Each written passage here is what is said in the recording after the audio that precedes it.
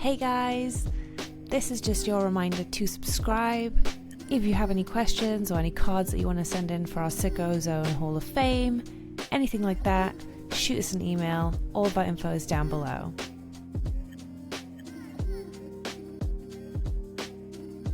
So the rolling starts. That's the best way. If we don't plan and don't act like we're recording, and then we get caught off guard. Because then when you do make mistakes, you're just like, no, this is casual, isn't it? Yeah, that's the whole point of positioning it as scuff is so if we fuck up, it's as intended. Yeah. Like it's tonally correct. So that's we never promised polish or pristine. So that's like the musician mentality where if you make a mistake, you act like you meant to. yeah, that's basically what we're going for. We don't. We just embrace it. Like, we actively try to make mistakes. Me making horrible rules, like infractions, me pronouncing card names wrong. It's all part of the plan. It's just part of the game, though, isn't it? Yeah. Just the comment section going. Yeah, they love it. Drive the interaction. Anyway, should we start? Hello, welcome to the Magic Castles podcast. I am Tom Overfiend. Do you want me to introduce everyone? Or I always pause here and I'm like, will Adam introduce himself or shall I do it? I mean, a good host would introduce everyone. Okay, cool. This is Adam, GCB, my co-host. Thank you. We're joined by our second guest. It is other Adam. Adam 1. Adam the Gathering. Adam 1. Is that like Formula 1? But didn't Jimmy Wong say you were like the original Adam? The first Magic player. The first Magic player, yeah. That's me. Adam himself. How are you? How's your day? I'm good. It's very early. I don't know why I'm asking. It that. is. Barely had I'm a not day. used to recording podcasts this early. It's quite nice, actually. I've been up, like, dad life. I've been up since 6. That's fine. It's like mid-afternoon for me. How long I ago did woke you roll up out of bed, Adam? behind the scenes. I woke up at like 9, and you sent a message to me like, "Can we push it back an hour?" I was like, "Yes, please." I'm like sitting in bed, so I was in bed as well when that happened. whatever the opposite. I know that's when Adam was like, "Tom," I was like, "Yeah, Tom's definitely in bed still." Like, so I sent that message, and I literally then just went and put my phone on charge across the room because I know I wasn't going to hear from you two for a couple of hours. that's fair. You know as well. He knows. Yeah, he already knows. Adam, feel free to introduce yourself. Tell us who you are, where you come from, where people can find you, etc., etc. No worries. I'm Adam the Gathering, the resident LGS tour guide of the internet, it seems now. I make videos where I take people around LGSs, show you what it's like to play in different cities, event vlogs, and all this, and general sort of stupid posts on the internet. You can find me as Adam the Gathering everywhere, but just to be really awkward, it's never spelled the same way twice. It's like Adam the Gathering without the G on Twitter, and it's Adam.the.gathering on Instagram, just to really mess with everybody. You gotta make people work for it. That's the thing. Yeah, Exactly. You gotta find me. We'll put those links in the show notes because they are terrible SEO. Not being the same everywhere. So yeah, But coming from us where we're the Magic Castles and some no, we're places, Magic Castles pod everywhere. Oh, are we? Yeah, Professional. I should have. yeah. Apart from should our have been email, using that when I've been plugging us. Then. yeah, it's Magic Castles pod everywhere. All right, cool. You fixed it. Apart from the show is the Magic Castles podcast. The worst thing for me is I can't even fix it without literally changing my name because the Twitter thing is just because of the character limit. It won't let me fit the full Adam the Gathering on. So even if I change it, it's still got to be something shorter. Yeah, that's fair. Wait, if you just search for Adam the Gav, that's what I do when I'm trying to find you. That gets it. I think I just put in Adam, and then like 50,000 people come up, and then I just try and find you. Also, I forgot to say, like and subscribe and do all those things. Yeah, please. You can catch the audio version on all the podcasts. Wherever you get your You'd podcasts. rather just listen to us and not look. So yeah, there you go. Yeah, I prefer not seeing your faces, to be honest. That's fair. A lot of people say that, and then also, but a lot of our humor is visual based, so we do feel like YouTube is the best way to watch this. But yeah, please. That's why I've been trying to do like closed captioning more often. Yeah, if there is, like I always say, if there's a button that does a positive engagement on your screen, please push it now. Thank you. Upkeep, Tom. You're busy again, as always. I haven't been really. I really struggled with this one. You got more notes than I do. Yeah, I was on Chrono stream a couple of weeks ago. That was fun. Apart from I kind of didn't really talk about my deck a lot. We kind of rushed through the I said rush through. I just threw a deck list up and then I was like, right, I've got stuff to do. Perfect. So I was playing Campbell, the tokens one, and a few other people were playing token decks. So basically, they were just killing themselves. It is weird. Nice.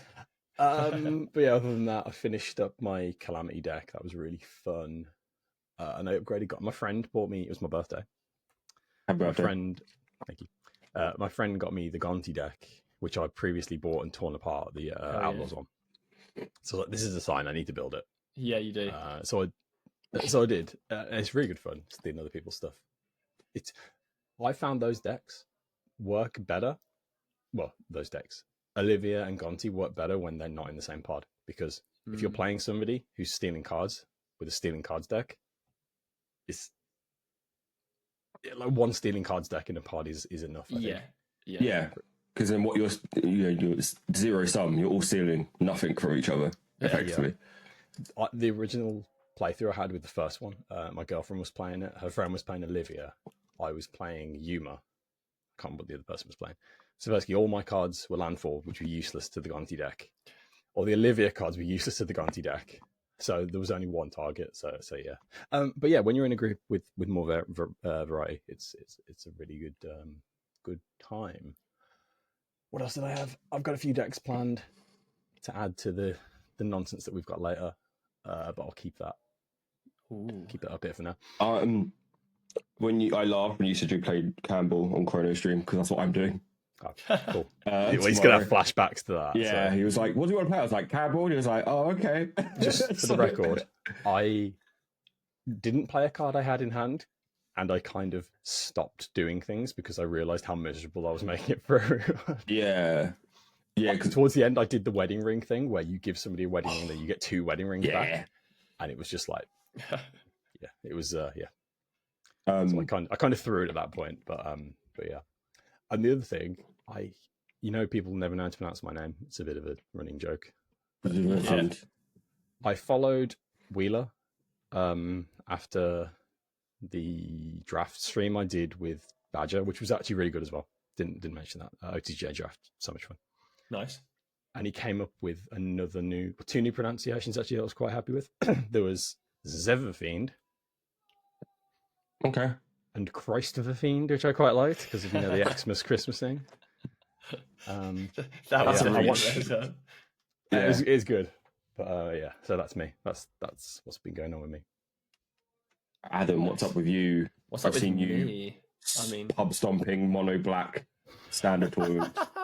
Yeah, Wizard sent me to play standard, which was really, really cool. I was like, I don't have a standard deck, and they're like, we've got one in the post for you. And it arrived, and I was immediately like, well, I'm putting a combo in this.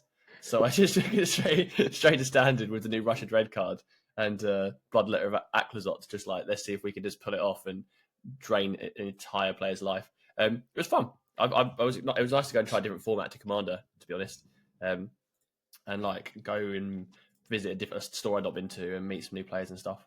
It was a cool time. It was really good. Other than that, what have I been up to? I've been up to a lot. I've got a lot planned. Last weekend I was with the Natural Six guys, the D&D gang on YouTube.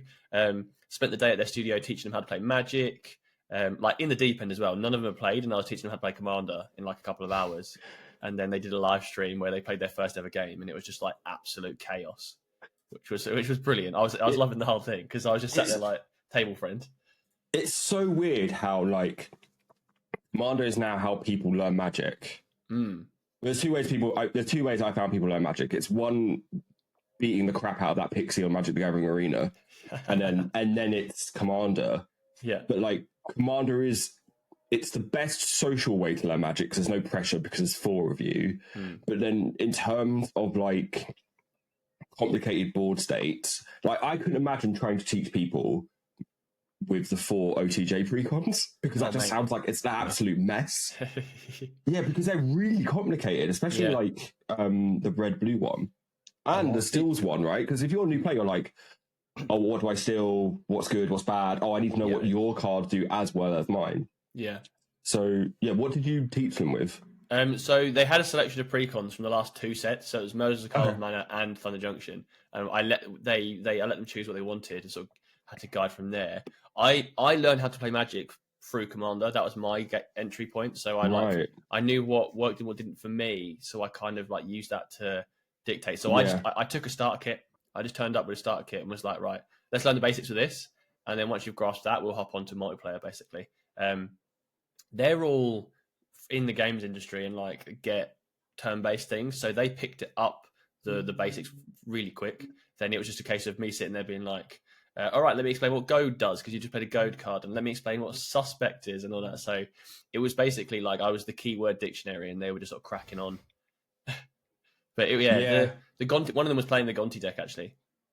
Okay, I just couldn't imagine being like, I've never played Magic the Gathering before, here's Gonti. Yeah, the Gonti one would be so, because you've basically got another hand of exile cards, and it's already like you've already got decision paralysis as a new player with 7 cards, but when you've got 20 cards that you can pick from, it's a bit like, what do I do? But that player got stomped as well, even just because of like the mana base, like trying to work out all these tapped 2-color lands and stuff when you've just been playing with basics was a bit like, what? Can I do this? Can I cast this card? Yeah. But like credit where credit's due, they actually picked up really well. I think if you've got like video game like lexicon like language, you can kind of work it out pretty quickly. And D&D, right? Like, so you can kind of piece together from not even just from a mechanical point of view, but like a flavor point of view. Like, oh, this is what this is trying to do. That makes sense. I think Wizards, to their credit, have got a lot better in terms of like that signal posting between this is what the card is meant to do, like lore flavor wise, and how that is interpreted mechanically. Yeah, so I mean, I got them to crack a load of Forgotten Realms packs and then upgrade their decks with things that they like. So they immediately like recognized everything from the D&D stuff. So that helped draw them in and give them sort of like point of reference. Yeah, but it's good. D&D set started their Wizards releasing branded tie-ins way too early. Adventures was like just before the big D&D boom. Yeah. Baldur's Gate was like a year before Baldur's Gate even came out, and Fallout dropped before the show was out. That wasn't their fault though, was it, the Baldur's Gate thing? Because didn't Baldur's Gate get delayed by a year? No, look, you can blame Wizards. Just blame Wizards. Baldur's Gate was delayed by about a year. So obviously they did try to like sync it relatively, but it was really funny because everyone was opening cards and like, who's Lae'zel? I don't care about this Karlach. I don't care about this person. And then a year later, how do you pronounce this card as well? Is the other question. And then a year later, Karlach's like $40 because everyone's just bursting. Shut up. Yeah. But yeah, that's what I've been up to. I've got loads of things coming up as well. I've got a couple of more things that I can't speak of yet, but with like coming sets, there will be some interesting stuff coming out with that. And then like we've obviously there's Amsterdam coming up, and I've just been approved for Vegas in October as well. So I'm wild. So I'm putting in all the work to make that. I booked flights and accommodation yesterday, and I wanted to cry. Is it cheaper than Damn though? Yes, yeah. It relatively. I mean, like if you look at it in terms of like distant travel and stuff, my flights are still more expensive than the flights to Amsterdam. Yeah. I booked those well early, but we had worked out like who we were flying with and where we were thinking of going, and then the early bird tickets came out and prices jumped immediately. So we were like, we have to just book this in now. Because if we leave it any longer, it's going to get worse. Okay. But it's not bad. I don't think I can make it work. Because I initially, my wife loves Vegas due to weird reasons around reality TV. Don't ask. She was on a reality TV show that took place in Vegas. So I was like, oh, maybe I can be like, let's go to Vegas. And then I just sneaked to MagicCon for 4 days. I tried to do that with Damn, it didn't work. So yeah, I don't think I can make it work. And also like the amount of prep that's already had to go into Damn, I couldn't imagine not having gone to Damn yet and then prepping for Vegas as well. So I don't know how you're doing it. Mate, I'm just spinning so many plates at the moment to make it work. But that's what it is. I literally messaged my my Wizards person and was like, any more of that paid work coming up? Because I've got a trip to pay for. Please. I have been actually relatively busy / I'm busy in the very near future. After I spent like a good portion of last last episode's podcast, ranking on sleeveless decks. I caved to peer pressure. Yeah, baby. Have built Multani, big Nice. dumb landfall stuff. I just want to hit you with my big 3-man. I'm just waiting on some cards. Turns out I didn't have all the bad landfall cards. And the nice thing about sleeveless, I think, is like just being able to go, oh, like I've never owned what's it called? I'm going to pronounce it wrong. Find it. I've never owned a Skyshroud claim ever, Right. and I've got one, and you won't be able to see it, but it's like scuffed, Yeah. and it's like effed up, and I'm like, well, that's part of the charm, right? So, so I'm fully in on that. Nice. I literally posted that I built it, and then Wally messaged me immediately and was like, "Are you available?" Potentially, I'm probably spoiling stuff. So I'll shut up. But like, it was like, we're gonna do something. And I was like, okay, cool. So, sleeveless content coming soon. Yeah. Probably on OnlyFans because Jesus Raw Christ. and uncut. Yeah, raw dogging on Chad Magic. I mean, that's what they've always wanted, to be fair. Yeah. So, What is it with sleeveless decks in green? Because I've planned one and it's green. Like, is green just the cheapest color to build? I think it's just like for me, it was just like, I was looking through stuff and I was like, I've got so many just ramp spells. And I was like, that just means I don't have to think too much. Yeah. And all those pieces are cheap. And I think it is, probably like if you're thinking about the nostalgia value of the whole sleeveless thing of what drew you to Magic in the first place, I think a lot of people, it's like ramping and just playing big dumb creatures. And even like your sleeveless decks, you want them to be budget because obviously you're wrecking cards. Yeah. And whenever you build a budget deck, your immediate thought is, how do I keep up with other decks? I have to ramp. So you just automatically lean that way. Yeah, my plan was Mortali or maybe like mono black. I don't have a mono black deck. No, Tom's shocked. How? But then I was like, but all the good mono black cards are just staples and therefore expensive. So Yeah. I'll just lean to mono green, and I get to play like bad landfall cards from when I was playing. Nice. So I get to play like How the Night Pack and stuff. And I'm actually gonna make a crap load of wolves, and like with this draft chaff that is borderline unplayable. So yeah, it'd be fun. Monday, like I said before, I'm on Chrono Stream. I am playing Campbell. This episode will debut on Thursday, so it's 4 days too late. But I believe Go watch the VOD.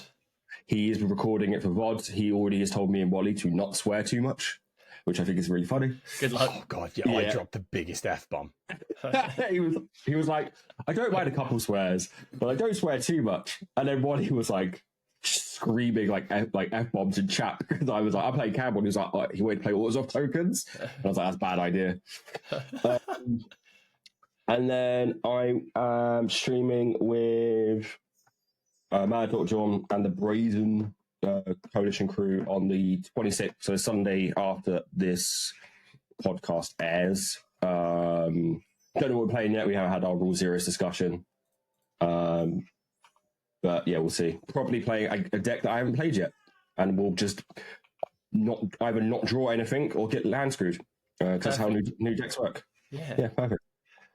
Talking of Rule Zero, I didn't put this in the show notes, but I'm going to drop it on you. Rule Zero Discourse happened a lot for some reason. Cause Magic Twitter can't go a week without bringing up Discourse from 4 years ago. There's nothing going on this week. There's somebody out there like planting this. There's somebody who has to be like, which Discourse shall we do this week? And then they roll a die and it picks one thing. It's like, where does it come from? Ring's too good. And it's like, yeah, we know. We've already had this discussion. It's just ridiculous. People just like to moan. But like, I feel like the argument wasn't really an argument because it would almost be like, Rule Zero is not perfect, but it is mandatory because the way that the format works in Commander is that we all agree this is a social experience and we all want to have fun. And everyone was like, yes, I agree with you. But then also just arguing like nonstop is really weird. I haven't got up a thread. But yeah, I didn't know if you guys wanted to add to the discourse for engagement because that'd be really helpful for us. mean, you're absolutely right with like people. Like you see any thread for it, and you'd have to go through at least a couple of quote retweets before you found like the person complaining. It was always like, actually, it's really good, and someone else been like, yeah, it's really good because of this, and then like me being like, yeah, it's really good because of this. Like I was absolutely one of them. But I don't know. Yeah, I don't know what the fuss is. Rule Zero is one of those ones where some people are really like militant about it. Where it's like you have to have an exact understanding of what turn your deck wins on average, blah blah blah. And it's like, I tweeted, just tell me if you're running tutors, are you running fast mana, fetches? It gives me a ballpark idea where we're at. And it's a multiplayer format. If one of you's pub stomping, the other three will just team up. It's manageable. Yeah, like just tell me what your deck's trying to do. I'll try and match it.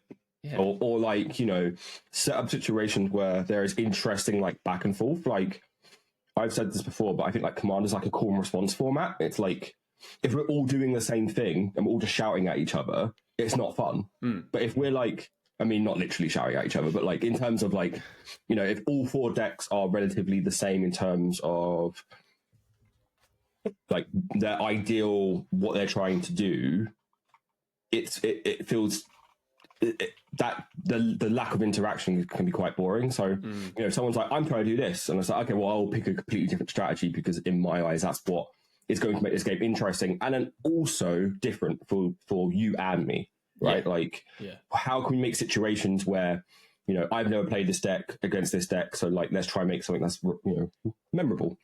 But yeah, the Rule Zero stuff is interesting to me. Just the people who want to sit down and not speak. Like they don't want to talk about what the deck does. They're like, if you sit down and put your commander face down until the game starts, I hate you. Like, you just get a life. Yeah, some players do. Why? Like, I'm not because you might pick your deck based on what I'm playing, so you can beat me. And it's like, mate, I'm just here to play my stupid walls deck. Yeah. Like, just sit down.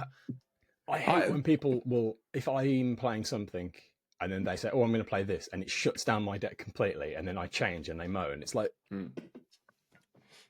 Yeah, so that's why Rule Zero works, right? Because in that situation, you either go, hey, can you not play that? So I can play this. Or, if you're going to play that, actually, I think it's better for the table for me to play this. Yeah. Because then you're not just a silver bullet against me. Yeah, exactly.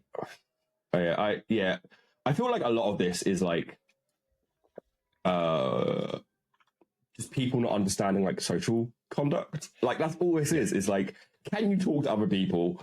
And like, can you make it so you are sitting in a room of 3 people in a pod of 3 people you may or may not know, like, and make it so they don't leave going, I don't want to play against that guy ever again. Like that's like actually your top job is like, how do I make it so if I go to another Command Fest in 3 months' time and I see those people, they're like, hey, let's play a game. Like that should be your top priority, because if you're the guy who no one wants to play against, it's just going to, suddenly you're going to be on the internet ranting about female representation in Marvel movies. Like, so, like, how do you make it so you don't fall into that pipeline effectively by being good socially? Yeah. There's the direct correlation between those that don't talk in pre-game and those that are banned in multiple Discords. Yeah, legitimately. Like, yeah, you are on a list, multiple types, like 2 different types of list. Yeah, it's wild to me. And then the people who are either stoking the flames with good intentions or bad intentions on social, I also don't understand, because like the people who are going to be angry about Rule Zero conversations shouldn't be in Rule Zero conversations anyway. Like, it's a catch-22. Yeah, it's like, this person doesn't like Rule Zero, then you probably shouldn't be playing Commander with them. Yeah. I can't understand the mentality behind sitting down for a casual game and not speaking casually. It just doesn't make sense to me.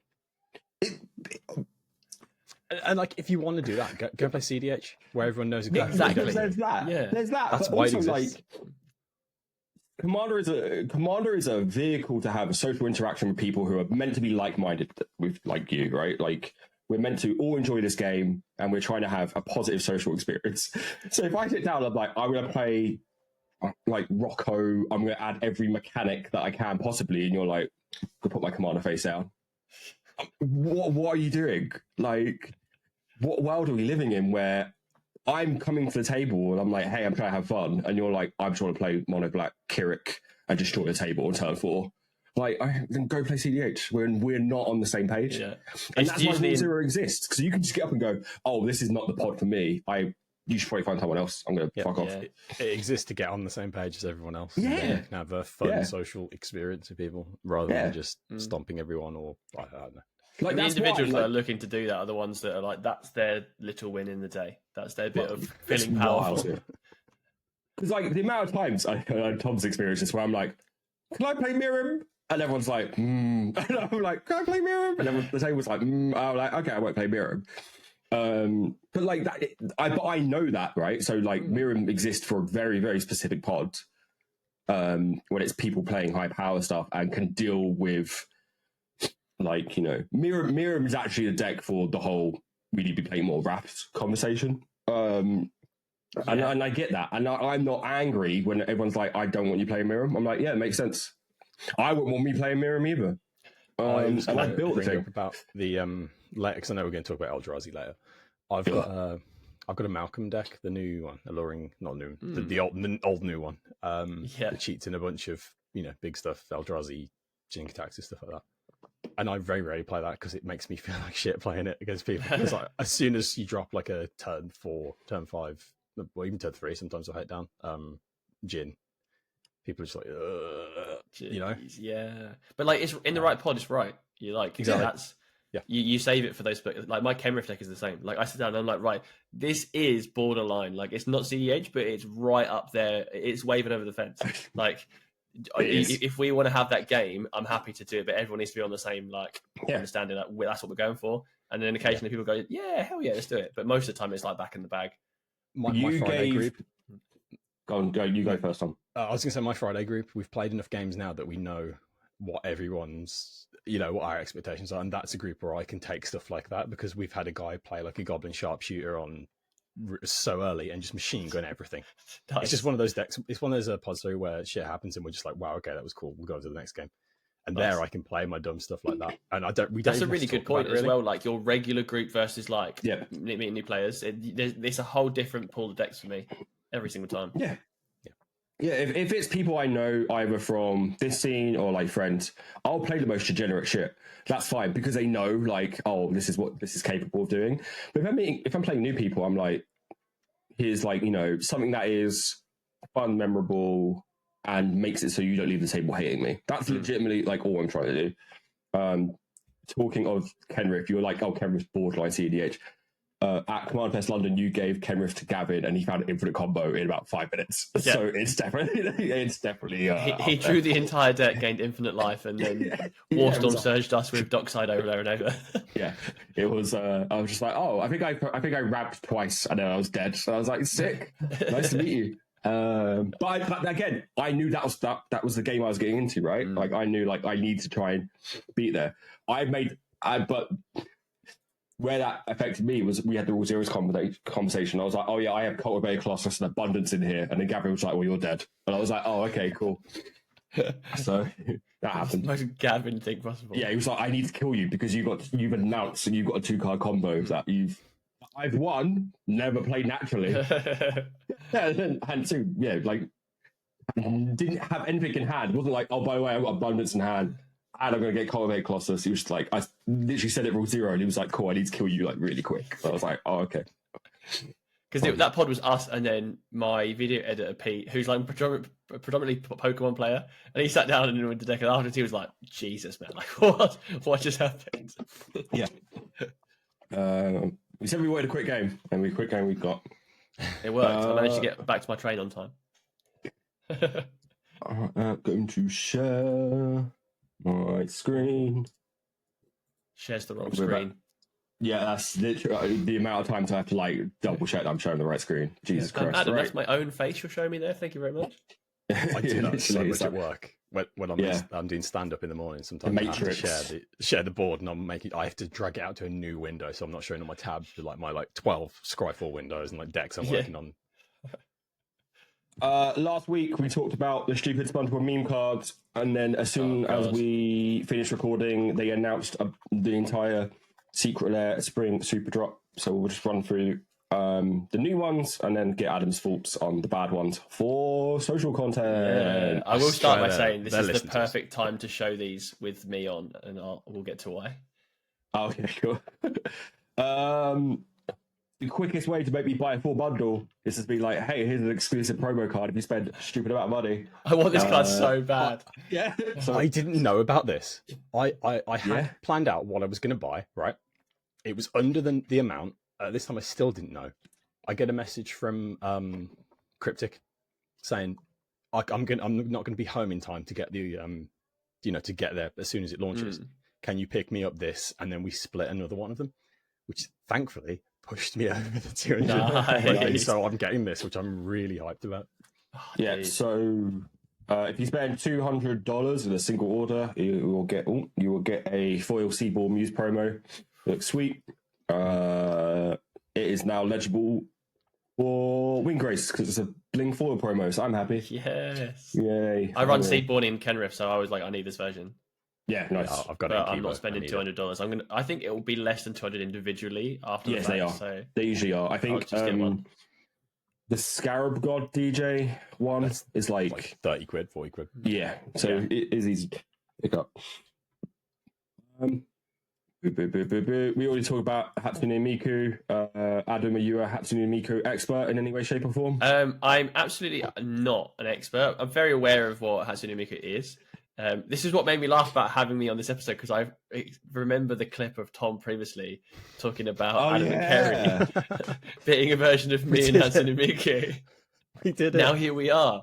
Yeah. It's all come full circle. I should have done some sort of Hatsune Miku VTuber thing on my camera for today.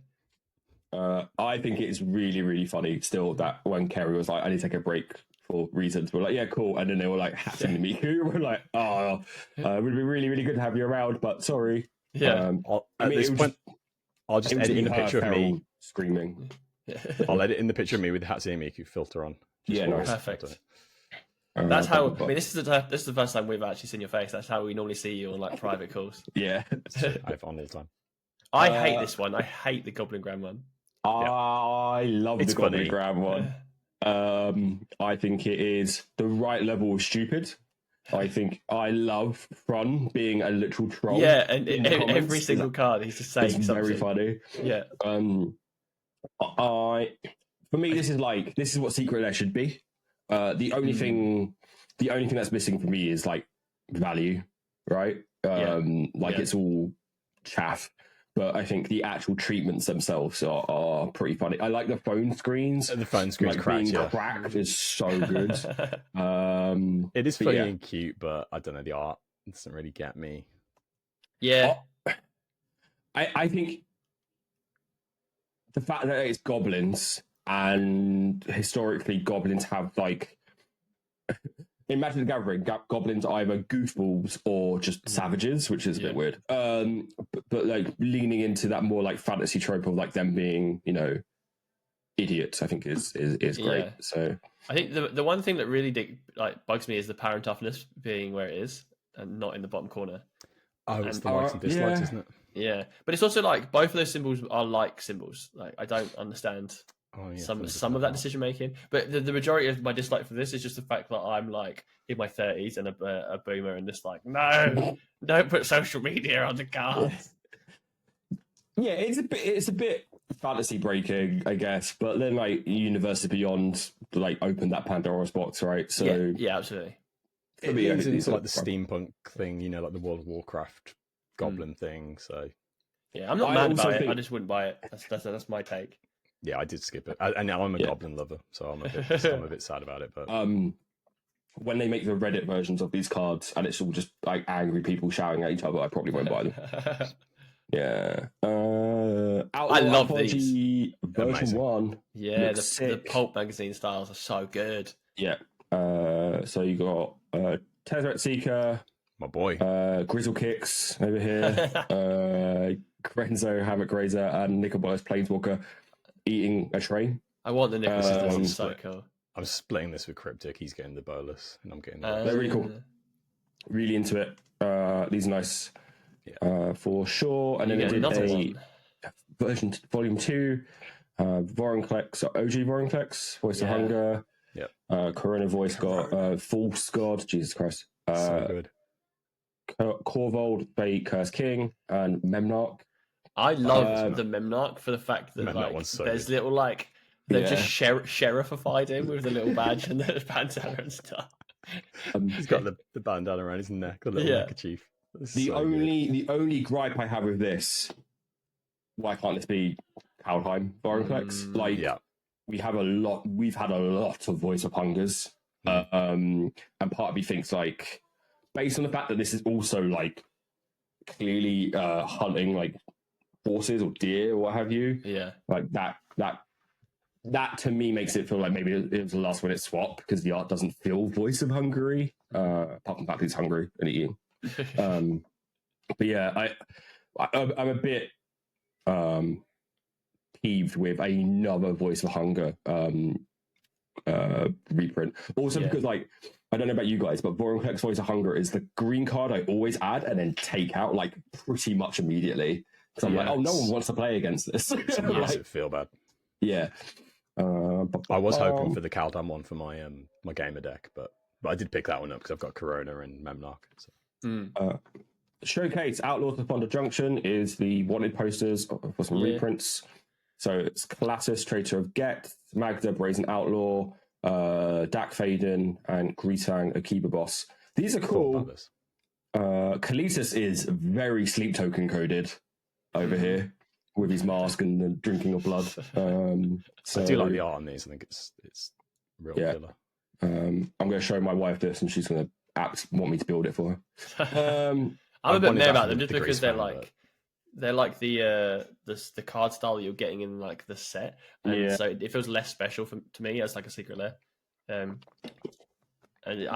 for me personally, I've got no real care about any of the 4 characters, so it's yeah. But I'm sure if you've got a Magda deck, I bet this is sweet. Yeah, Magda reprint's always nice. If there was another card in that I wanted, I would have got it, but just for the Grease fan getting with it. Foil Dak Faden is nice because that card was a pain to get in foil. Yeah. So that's quite nice as well. The big one, I love faces. Love this. Jaxus, the Troublemaker, Coffin Queen, Goblin King, my queen, Professional Facebreaker, and Rankle, Master of Pranks. It took me a minute to get the joke here, but really, yeah, okay. I think that's it. I love the style. It's very reminiscent to me of the tattoo style ones I did previously. Yes. Yeah. But Tom, you've been playing Balatro. You should know the joke. I did. I mean, it didn't take me long, but there was I think I got to the Goblin King and then it hit me because the Jaxus one isn't as on the nose as the others. Yeah. I don't like that they've steered into that and picked cards that are kind of I think the card choice could have been better, but they're forcing it to fit the playing card thing. Yeah, I mean, if they didn't put a king or a queen in there, I think they would have been people been what's going on? But yeah, I mean, Queen's really really nice. Queen Marquesa, Queen reprint. Kenrith Return King would be my shout, but obviously I'm going to say that Coffin Queen's so good. Coffin Queen's sick. I do think in a set where we in a drop where we have a dedicated Goblin drop, maybe Kenrith here would be actually quite nice. Yeah. But when you've got no rule, a textless Kenrith is abysmal. Yeah, the lack of text on it is a bit weird. I was thinking they were going to do it on the back, like they do with the breakfast cereal, but and because some of these cards are lesser known, most players aren't going to immediately know what Jaxus does. Or Coffin Queen, right? This is the first Coffin Queen reprint in forever. So since very very strange. Okay.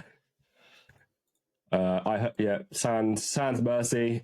Me and Tom already have ranted about these. Adam, you may step up to the podium. Thank you. I do appreciate this time. I need to vent. In my Kenrith deck, it's all arts and foils, right?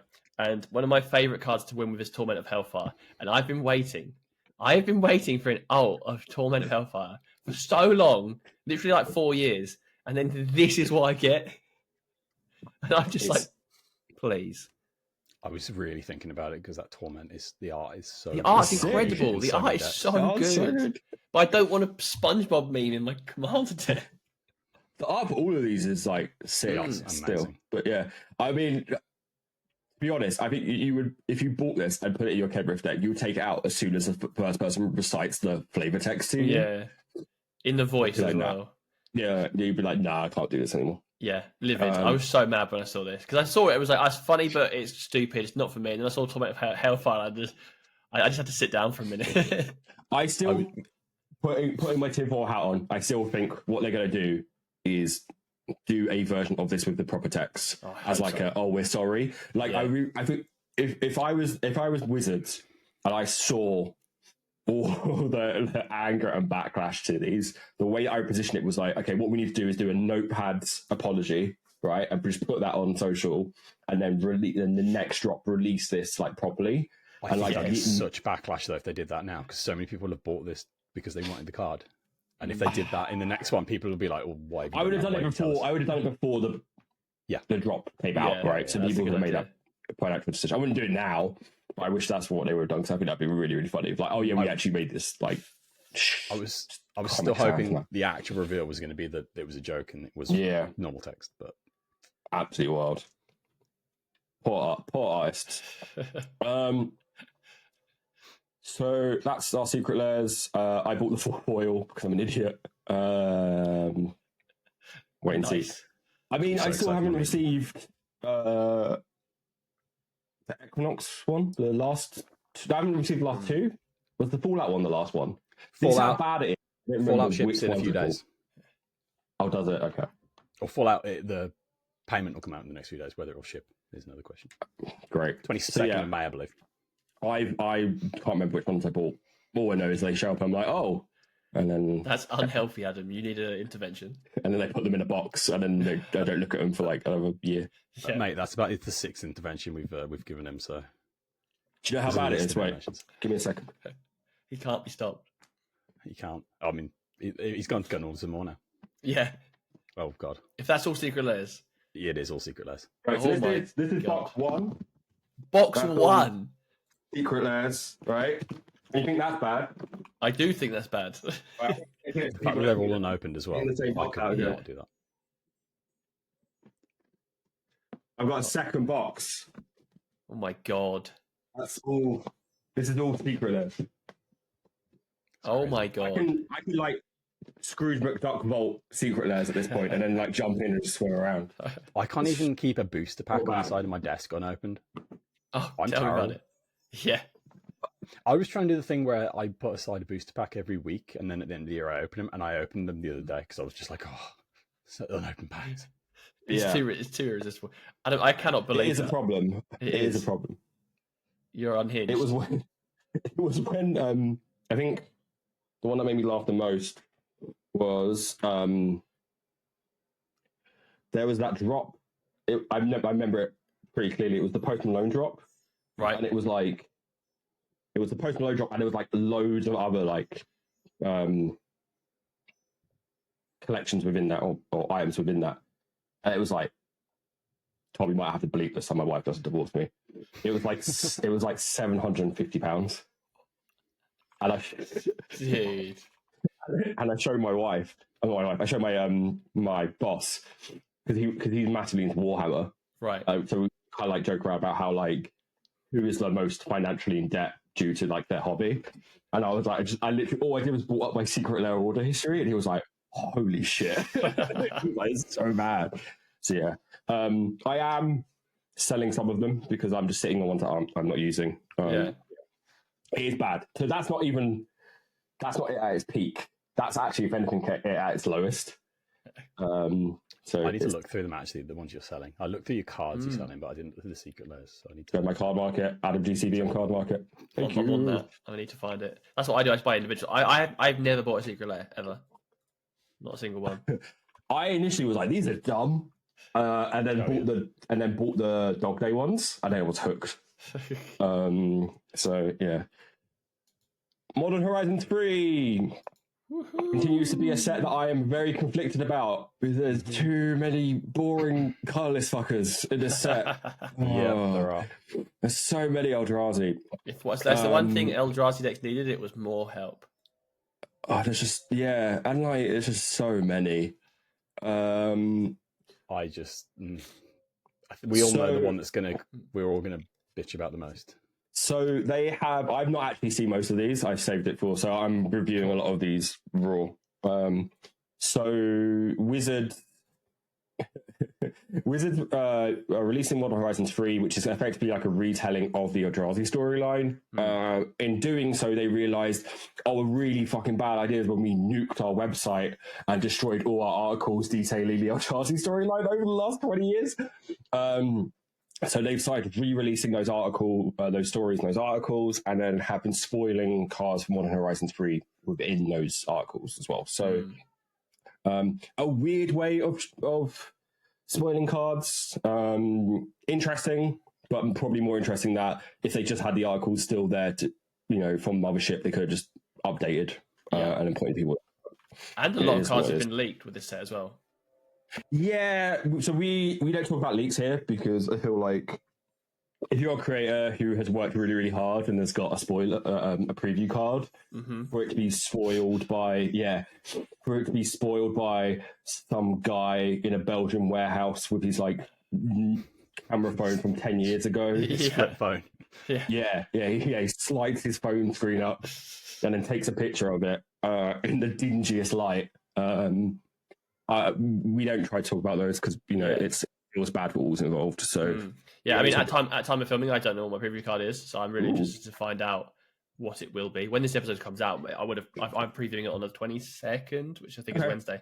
So it'll be interesting to see whether it's one that's been seen before or not. I have no idea. That's such a weird hoping that your preview card hasn't already been spoiled. I know, which I've never experienced before, that fear. So, but we'll see how it goes. Are people going to care? Yeah. At least my image will be high quality. Yeah, that's true. Yeah. I think that's how we should do previews going forward, is we go find the lowest light part of a room in our house and then find a phone camera from 5 or 10 years ago and then take a picture and be like, can you guess what this is? Yeah. So there's a bunch of stuff. Do you guys want are there commons that I should review or should I just go straight to res? The only uncommon I like is the 1+ aberration, just because I like 1+. It's just a funny creature type. Cool. I quite like Brood Scale. I think that's going to be good in my Chatterfang deck. And honestly, the Petrifying Meddler. No, not Petrifying Meddler. Where is the? It's not that one. What I'm hearing is you want me to review all the cards. No, I don't. Do the Panamon. Come on, get it out of the way. Where's that? Oh god. Okay, Echoes of Eternity. I literally just saw if triggered ability. I was like, I know exactly what this is. Echoes of Eternity is 3 colorless for a kindred enchantment Eldrazi. If a triggered ability of a colorless spell you control or another colorless permanent you control triggers, that ability triggers an additional time. Whenever you cast a colorless spell, copy it. You may choose new targets for the copy. Why the fuck have they printed this? Whoa. This is disgusting. Really cool. In the best way, it's disgusting. Doubles up Annihilator triggers. Yeah, double Annihilator. It's just ridiculous. The ult art is incredible looking as well. That also comes off Eldrazi cast triggers, right? Because if a triggered ability of a colorless spell. Yeah, okay. When you cast a colorless spell, copy it as well. Just for some reference, it doesn't double Roaming Throne, thank God. Because that's not a triggered ability. They really love this double up. I feel like we're in the double up era of Magic the Gathering. Roaming Throne is not legendary, is it? Because this will just give you 2 of them when you cast it anyway, so it's still technically doubling it. Technically, yeah. Which is gross. That is gross. I'm here for that. That's my kind of gross. It is 6, so it's but then all your Eldrazi cost more than 6. Yeah, so you're ramping to 6 easy in a color. It doesn't actually matter that it costs 6. If anything, it probably costs 6. It probably costs 6, right? So non-Eldrazi spells aren't busted by this. And at least it's got the 3 colorless requirement, so that kind of stops it in most non-waste decks. It's not as reliable. Double Soul Ring, disgusting. 1+ Aberration is a 3 and a green for a 6/6 Eldrazi beast, has Devoid. This card has no personality, and when you cast a spell, if Carlos wasn't spent to cast it, target opponent may put a creature card from hand onto the battlefield. You're always going to in an Eldrazi deck. You're always going to be spending colorless mana. Yeah, like, true. you'll never. This is just a 6/6 for 4. I do like the devoid thing though, because it's like, yeah, it has no color, but like in an Eldrazi deck, other than that 5 color precon, you're mostly colorless mana base anyway, so it's not automatically giving you millions of tools for an Eldrazi deck because they've got the color chips. Yeah, I do like the idea of here are these devoid spells that actually benefit you playing like monocolored strategies. Yeah, that's kind of interesting, right? Which is so like in a mono green beaters like commander list, like being able to commit to 4 green and or whatever, and then being like, oh, here's a Creator Hoof or here's something huge. It is interesting. Yeah, I think it'd be fun to draft. Yeah, I think so. Stupid. Corrupted Shapeshifter, 3 in a blue for a star Eldrazi Shapeshifter, has Devoid. This card has no personality. As Corrupted Shapeshifter enters the battlefield, it becomes your choice of a 3/3 creature with flying, or a 2/5 creature with vigilance, or a 0/12 creature with defender. Okay. Absolute banger. Walls Dragon? Yeah. Instant playable? Yeah. Okay. Disgusting. And then the last 2, Devour of Destiny is 5 colorless for a 6/6 Eldrazi. You may reveal this card from your opening hand. If you do, at the beginning of your first upkeep, look at the top 4 cards of your library. You may put one of these cards back on top of your library and exile the rest. When you cast this spell, exile target permanent that has 1 or more colors. What? I think it's just mid, really. It's not really exciting. You get 4 deep in your opening for your first draw. Yeah. But you're losing 3 cards out of that as well. I think it's more of a standard card, isn't it? You may reveal this card from your opening. Well, it can't be standard, modern. Yeah. You know what I mean? It's a 60 card deck. It's a 60 card deck. 60 card to me is standard, that's it. Yeah, it's fair. They got to be careful with these. Reveal this card from your opening hand, take a pre-game action, because that doesn't typically go well for them. It's true. they got to be real careful. And then Breaker Creation is 6 colorless for an 8/4 Eldrazi. When you cast a spell, you gain 1 life for each colorless permanent you control, has hexproof from each color, and Annihilator 2. Whenever this creature attacks, defending player sacrifices 2 permanents. Lands are colorless permanents. Mm-hmm. This feels like draft chaff. Still, right? Yeah. It's like it's just play this standard Eldrazi uncommon, isn't it? Yeah. Play this, gain 8, and then start annihilating you. I just love that this is an uncommon now. Like, that's true. Sure. Yeah. No, it's wild. Actually, like, this would have been power creep. Like years ago. I feel like power creep discussions though, when it comes to like the Horizons sets, are like Horizons itself is naturally just all the cards are power crept, right? Like even back, like Corrupted Shapeshifter would have been a rare. There's literally there's literally in Zendikar Rising, is it? There's like the Sphinx that like changes. You can like change its power or toughness like constantly. So that all of these feel like in some timeline, most of these are. I mean, probably not the Baskin Brood scale, but like in a lot of time, like a lot of the at least uncommons, you could argue could be rare in some formats. Well, what is that's got an equivalent card in? Which card? The Brood Scale. It's what is it? Scurry Oak. I guess that's an uncommon. So yeah. Cool. Modern Horizon 3 continues to be a set which I am very conflicted about because there are too many Eldrazi. I just don't care. That's fair. I'm legitimately thinking like I might just pick up a bundle and the non-Eldrazi and non-energy counter commander decks, and then see what happens, and maybe buy singles and stuff. I've got a box. I've got a box in my Magic Madhouse trolley, check, whatever, basket, using promo code X for Verfiend 5. Yeah. Doesn't work on pre-orders, but doesn't work on pre-orders. Found that out very quickly, and then that was also the reason why I was like, oh, I don't know, I want to buy this stuff. And I'm like, I need to see more of the set that is not boring, multi-armed lizard men. Sorry, the Eldrazi hate is very strong this week. I'm very tired. I mean, the non-Eldrazi stuff, there's some banger cards in there. Yeah, they do. Yeah, that's the thing. It's like the non-Eldrazi stuff looks sick. So we'll wait and see. Well, see, I'm thinking I could just flog all the Eldrazi stuff and keep the good stuff, but that's true. Yeah, because like all that Eldrazi stuff, right? Like all the Eldrazi jumped up once the Commander Masters deck was revealed, and now they're like, here's another one. So I'm sure people will get their fill. Yeah, I mean, I'd never played Eldrazi and wasn't fussed, and then I got that colorless pre-con one and really liked it. So I'm actually quite looking forward to grabbing some of this stuff. And I quite like shout outs to the flips on traditional Magic cards into like Eldrazi versions, like the Null Elemental Blast and the Null Drifter. I absolutely love both of those. They're really cool. The Siege Lieutenant as well is fun. Yeah. It is fun how they're doing Eldrazi takes on old cards. I do enjoy that, but banned and restricted announcements. We don't usually talk about these, but some of them are quite funny. And this one is very funny. In Legacy, Vintage, and Pauper, all cards that bring a sticker or attraction into the game are banned.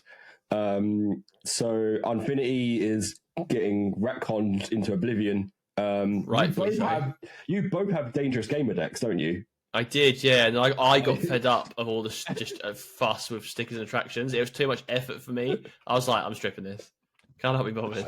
It's still one of my favorite decks. Nice. I initially, when I got Most Dangerous Gamer, being someone who works in the game industry, I was like, this is really funny. I should build this. Yeah. And then read like on the back of attraction cards, they have like how to build an attractions deck, and I got like 2 sentences in, and I was like, I'm not doing this. Speaking of, I literally, was it a week or 2 weeks ago, finished my foil legal attractions deck, which I'm so stoked about. So that's an achievement for me. I mean, any deck where you have to have a separate deck box for the additional pieces, I was just like, no, thank you. I'm already short on space in my bag. I do think their reasoning was sound, right? They were like, in a format where you can copy stuff, if you're playing stickers cards, it makes it feel like your opponent has to bring like a stickers deck or an attractions deck. So I totally get it. It's just purely on faff. Like, it's just too faffy. That's why they're just like, faffy. I've had enough. But it's also the like, first faff ban. It's also balancing, right? Like, you have to remember, like, they didn't expect Mind Goblin to be such a thing. So it's legitimately powerful, the stickers and attractions. Yeah. Who knew? Who knew creating loads of token extra permanents and stuff would be strong? Check out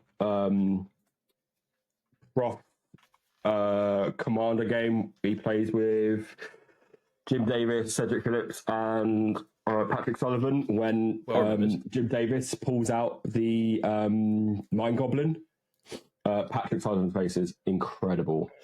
Incredible. I remember the clip. It's so good. Yeah. Cool. You saw a window pop up on my screen if you're watching this live on YouTube. God, that means I've got to edit. Hang on, what's the time? Oh no, it's not Discord. It's just a tab. It's fine. Oh right, cool. Okay. Yeah. I didn't leave the chat. Hey, lads, the chat is fine.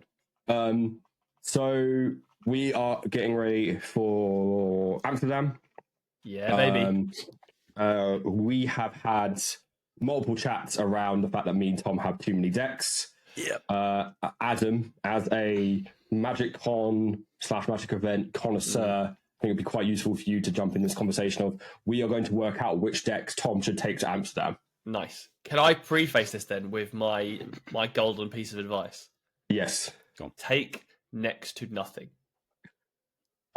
Like, I don't think that's going to happen. Let me give you the crux of this. I've at many events taken 6+. At some points I've taken it over 10, and you will struggle to play that many decks, and you will, or if you do, it's not worth the backache of carrying them around for an entire weekend. If you can keep it down to a few of very power levels, that's the way to do it. The best way to do it is the Gavin way, where he doesn't take any, and then he just sits down and goes, "Let me play one of yours." Yeah, because then you're just having your back is still dry by the end of the day. You're good to go. Tom, how many decks do you plan to take to Amsterdam? I will aim for 5. Nice. That's just my quiver. Just fill my quiver. Perfect. And then I'll have my deck box with my attractions.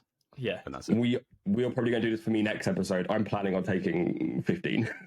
15. Well, okay. So context for this is I'm staying in an Airbnb with 3 other people. So we're going to be playing games like probably mostly into the night as well. I don't think you're going to get 15 games in across the weekend. I land Thursday, so I'm probably going to be jamming games. Yeah. I land Thursday. I'm flying back Monday. So I'm probably going to be jamming a lot of games like Thursday when we've got nothing else to do. Yeah. I need to come around to your Airbnb. Yeah, as someone who does not partake in the devil's lettuce, Amsterdam is not got that much for me going on, really. Yeah, it's going to be a lot of Magic and not much else. Yeah, a lot of Magic the Gathering and walking around going, oh, these people were walking really slowly. I wonder why. Just dodging bicycles. Yeah. So, Tom, I think the way we do this is hover over someone and you kind of give a brief description and then open up to the council of working out where the shit goes. Yeah. Okay. Who's this guy? This is Inquisitor Eisenhorn from Warhammer 40k. Okay. It's clues, Demir clues. He hits and makes clues based on his power. So it's like make him unblockable, get in, hit. It's got a time sieve that I take out if I don't want to be assault for mine. But it's a bit of a meh one for me. Yeah, it can be fun. It can do interesting stuff, but it didn't scream anything to me. If I'm judging at least purely on personal, like what I would choose. No, it's fine. That's what we want. I'd probably leave that one at home. Min is one of my favourite ones. It's mono blue. Make illusions, cheat stuff in. I really love it. It's one of my blinged out decks. And you get to make Willy jokes. Yeah, the Willy illusions. 100% must take. Especially when you're in Amsterdam. Yeah. What is this? Go to the Willy Museum. Exactly. This is Minichi Fevered Dream. It's one of my jank decks. It swaps power and toughness of everything on board. It's really fun. It's got a load of golden cards. It's got like dancing scimitar in it. It's just one of my. It's so much fun. It's got Sentinel in it, which is an incredible card. I mean, you've just described it as fun, so it needs to be would be fun. It's a weird janky deck. I don't think you. I'm jumping ahead here, but I don't think you can go to Amsterdam and not take Starscream. Okay, I'll take Starscream. It's one of my favourites. My boy. Yeah. Nice. Mishra is the precon that I ripped apart and then regretted and fell in love with. It's so dumb. It's like he makes the war form every combat, and you can copy an artifact. Okay. It's a lot of like weird combos with artifacts. It's precon. It's an upgraded precon. I think that's the right place for it. Yeah. Yeah. Just based on our reactions. Yeah. Audio. Sorry, I also didn't. I always do this as tier list. Audio listeners, we have 5 tiers. Top is 100% must take, and below that is would be fun. Below that is probably leave at home is below and then put it in a box and bury the box is our lowest tier. I meant to actually change these, but I quite like. No, really good. They're fun. So we have currently 2 at the top and then 1 in everything, but nothing in the bottom one just yet. I'm quite pleased with that. We'll get some in there. Ashnard, it's the Flesh Machinist. It's when you attack, sacrifice a creature, create a Power Stone, and then you can use the Power Stones to make zombies. It's low power. I don't enjoy it that much. It's one that I could take apart, but I can't be bothered. I never take decks apart, so I wouldn't say bury it, but I'd say leave it. Yeah, I'd say leave it at home. I'm not a Power Stone fan. Yeah, I've got like a waifu version of Ashnard as well. It's really cool. That's the main reason I made it. Cadena, Slinking Sorceress. It's Morph, right? Morph, Manifest, Disguise, Cryptic Coats in there. It's really? Jimmy. We just ranted about people putting down cards face down. Yeah, but that's the mechanic. Yeah, no, that's fair. I do like it, but yeah, it's my Yu-Gi-Oh deck basically. It's my trap card deck. It's still like the most unique precon, right? Is it? It was a precon. It was the same year as Winggrace, I believe. Okay. No, it was the... Was it the year after? It's the year Dockside. It was 2019. 2019, okay. I basically made that because one of my friends, he's been playing since like the game came out. He gifted me Ixidor, is it? There's a guy. Yeah. That flips everyone's stuff face down. No, not that. Right. It's like a Wizard Yeah, of yeah, Ixodra or cool. something. It's related to them. That card isn't Oh, though. yeah. And yeah, I saw that. It was like a minty, like he opened it from a pack, and I was like, okay, this is cool. I'm going to make this for you, Colin. This is Colin's deck. Shout out, Colin. It's Shout out, Colin. Ixodor Reality Sculptor. Face down creatures get +1/+1. 2 in a blue. Turn target face down creature face up. And I was like, yeah, okay, do this for Colin. Colin, my boy. Okay, we'll leave it alone then. Bunnies? Kadira, Caller of the Bunnies. Small. Bunnies. It's token, Selesnya token, go wide. It's a budget deck that I made that is actually quite powerful. It's I quite take it. fun. I always take a token deck when I go. I think It's they're my- the easiest ones to sit down with a pod and play. It's my Pokemon deck. It's called the 151 series Pokemon sleeves, and I use Pokemon cards for all the bunnies. Nice. Mm. Take it. I wouldn't put 100%. I'd put would be fun. Yeah, it's like jumping around with me. You have John way too many Irenicus. fucking decks, dude. Good old Yeah, I John. know. Yeah, this is a. You also did intervention. yeah, this is I do. bad. Ragadraga. That's Yeah. the one Wally was talking about last episode. It's Mana Dorks. It's that's kind of a meh for me. I'm not too fussed about that one. Go with your gut. John Irenicus. That's play dumb bad cards and give them to people. I that don't. one's cool. Yeah, that's cool. Nice. It's fun, but it's a weird one where you've got to have the right pod for it, and I don't think I'll get much play. Yeah. Oh, Yeah, because they're like, are you giving away the stuff that is like backbreaking? Yeah. Are you giving away the it's stuff like you that's can't like play creatures. It's Yeah, like that- at the end of your turn, that's probably- sacrifice. Yeah. This I- one, it's like non-ogre. Only ogres can attack. Stuff like that. Only eyes can attack. That's it. Actually, Yeah, that's the one. Yeah. I just I don't know about that's that. fair. Tetsuko and Mizawa. It's I like mono that deck. blue. Yeah, it's really fun. Little creatures, cipher spells. It's a lot of unblockable though, and I don't know how I feel about Yeah, it. but it's easy to deal with though. Yeah, It is, I 'cause- also and think they're only unblockable small. is fine. Yeah, It's death by 1,000 cuts, basically. That deck. It's one of those. I think you should go with fun. really okay. Yeah, Right. this is based on the I've never played the deck. I've played against it multiple times, and I actually quite enjoy playing against it.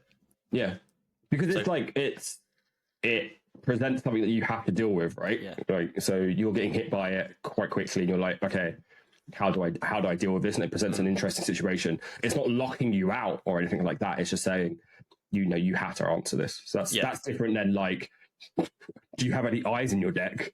I hope you have eyes in your deck, but you can't do shit. When you get a bunch of cipher spells on things in that Tetsuko deck, it's really fun because every time they hit, they cast in. Especially that new one. There's a new one that you copy a creature. Nice. It's great fun. Shiri Death's Caretaker. Shizo's Death Taker. Caretaker. Something like that. That's mono black. Death triggers recursion. It can be quite oppressive because it does have what's that one when one of your creatures dies, everyone sacks something. Oh yeah. Grave Pact. Grave Pact, yeah. It is one of my favourite decks, but it is the Edict, yeah. It's the Erebos. And It's been a while since I've played it. Yeah. The Starscream one's mono black, right? That you've already. Yeah, I wouldn't take 2 mono black decks. Yeah. No. Bit That used to be excessive. my I know it's on favourite deck. brand, but it's excessive. I moved all my favourite cards out of that into Starscream, so Starscream is my boy. Perfect. Yeah. Scarab God. Banger. I don't need to say anything else. Yeah. I don't like how linear Scarab God is. I think it's quite boring. I think for a weekend, I wouldn't take it. If it was like for a day, yeah, one game, it'd be fun. But if you've got opportunity to play multiple, you kind of won't want to do it again. Yeah, I very rarely play it myself anymore. Sleeper Agent, yeah, maybe. Sancha Sleeper Agent, that's one of my favourite decks. Yes. Okay, Sancha's what's sick. your mistake? I love Sancha. It's again one of my Sancha's sick. favourites. And that's really fun. Thinking of like the playing with new pods, people will be really Yeah. interested to play with that. Yeah, I do look every time I've played that, it's turned into a puzzle where people are like, okay, how can we avoid everyone dying and deal with it? Because you'll get like a goad everything, and then people have got to selectively block and choose who things are going at, and it is quite fun. Nice. Averna Chaos Bloom, it's Cascade. That's very trigger intensive, and I probably wouldn't want to take that. That's fair. Stang that? Echo Warrior. Stang. Stang is great. It's Stang's sick. when you attack, you make a copy of Stang, and you make a copy of every equipment, and every equipment and enchantment that's on Stang. Jeez. So it's like a Voltron. Stang's awesome. Voltron. It is really fun. You Quite play all the powerful. cards that are like when it's enters battlefield, draw a card, and like there's all like crap draft chaff auras that you wouldn't normally play, because Stang's brother makes value, or Stang's swing. There's one where it's like when you discard, well, when this enchantment leaves the battlefield, make a wolf. Yeah, I think because every time he dies, the twin, it disappears. It's that's if we want a fast game, I'll play that. Nice. Okay, would be fun. Ivy. I don't know. Like, would you take this? I don't know. If I had space, I think I'd take it. So yeah, I think it would be fun. That's fair. It needs the right pod. It's not one I'd sit down and go, oh, I want to play with. Yeah. Ivy Gleeful Spell Thief. That's copying. It's a mutate deck, actually. It's mutate. I'd leave it. Yeah. What's wrong with you? Hey, mute. It's one of the first decks I ever made because I wanted a strong deck. I wanted a strong deck on a budget. And yeah, she was pretty strong. Is it Dimir? Okay, is that the green blue? Or is that Dimir? Ivy is Simic. Okay. So you're at least playing the good mutate creatures. Oh yeah. That's fine. All right. Okay. Yeah. Hey. Yeah. Blind Seer is mono blue jank. Color change. Put it in the box. Color change. What's wrong with you? Man. I've got all like magical hack. I've got all the good stuff. Bananas, 100%. Yeah. You're taking Kibo. Yeah. Do I take the dock side out of it? Nah. Yeah, probably. One sec. Sorry. talk about Don't do Kibo, it. Tom. Leave the dock side in. Oh, he's gone. Where's he I gone? was hoping I'd get the Seedborn Muse for Kibo, but he won't come in time. Sweet. So no. I've got Seedborn in there, but that's fine then, as long as it's still operational. Yeah. It is, yeah. It's just not fancy and blingy. Normally I kick my dog out when I record, so I have like perfect environment to do this. And he was like, "Oh, I'm coming with you." I was like, "Okay, as long as you stay in your bed." And then he popped up on my lap, but he's like, "Actually, I want to fuck off." And I'm like, "Well, tethered." So, Gishaf, dinosaurs, Stumpy Dinos, go burr. I put it in the middle one. I put it in the middle one only because like how many people are going to take dinosaurs to MagicCon. Yeah, that's what I was going to say. Yeah, are you bringing anything that is going to allow people to have a new experience that is memorable? Yeah. It's very dinosaurs is the pants deck. Malcolm, Alluring Scoundrel. It's cheap big things in. That's my deck with the Eldrazi in. You could argue that you take it, and then if you pull any big Eldrazi Watcher there, it's just ready to put straight in. That is true. That's true. Would I 100%? I don't know. Yeah. Yeah, it's a weird one because it is quite oppressive, like I said. But I do have cards to swap in if I want it to be less salty. It's one of those I can kind of tweak. But yeah, I think I agree with would be fun. Does Shelob have infinite combo? Yes. In the bin. In the bin. No. It's very.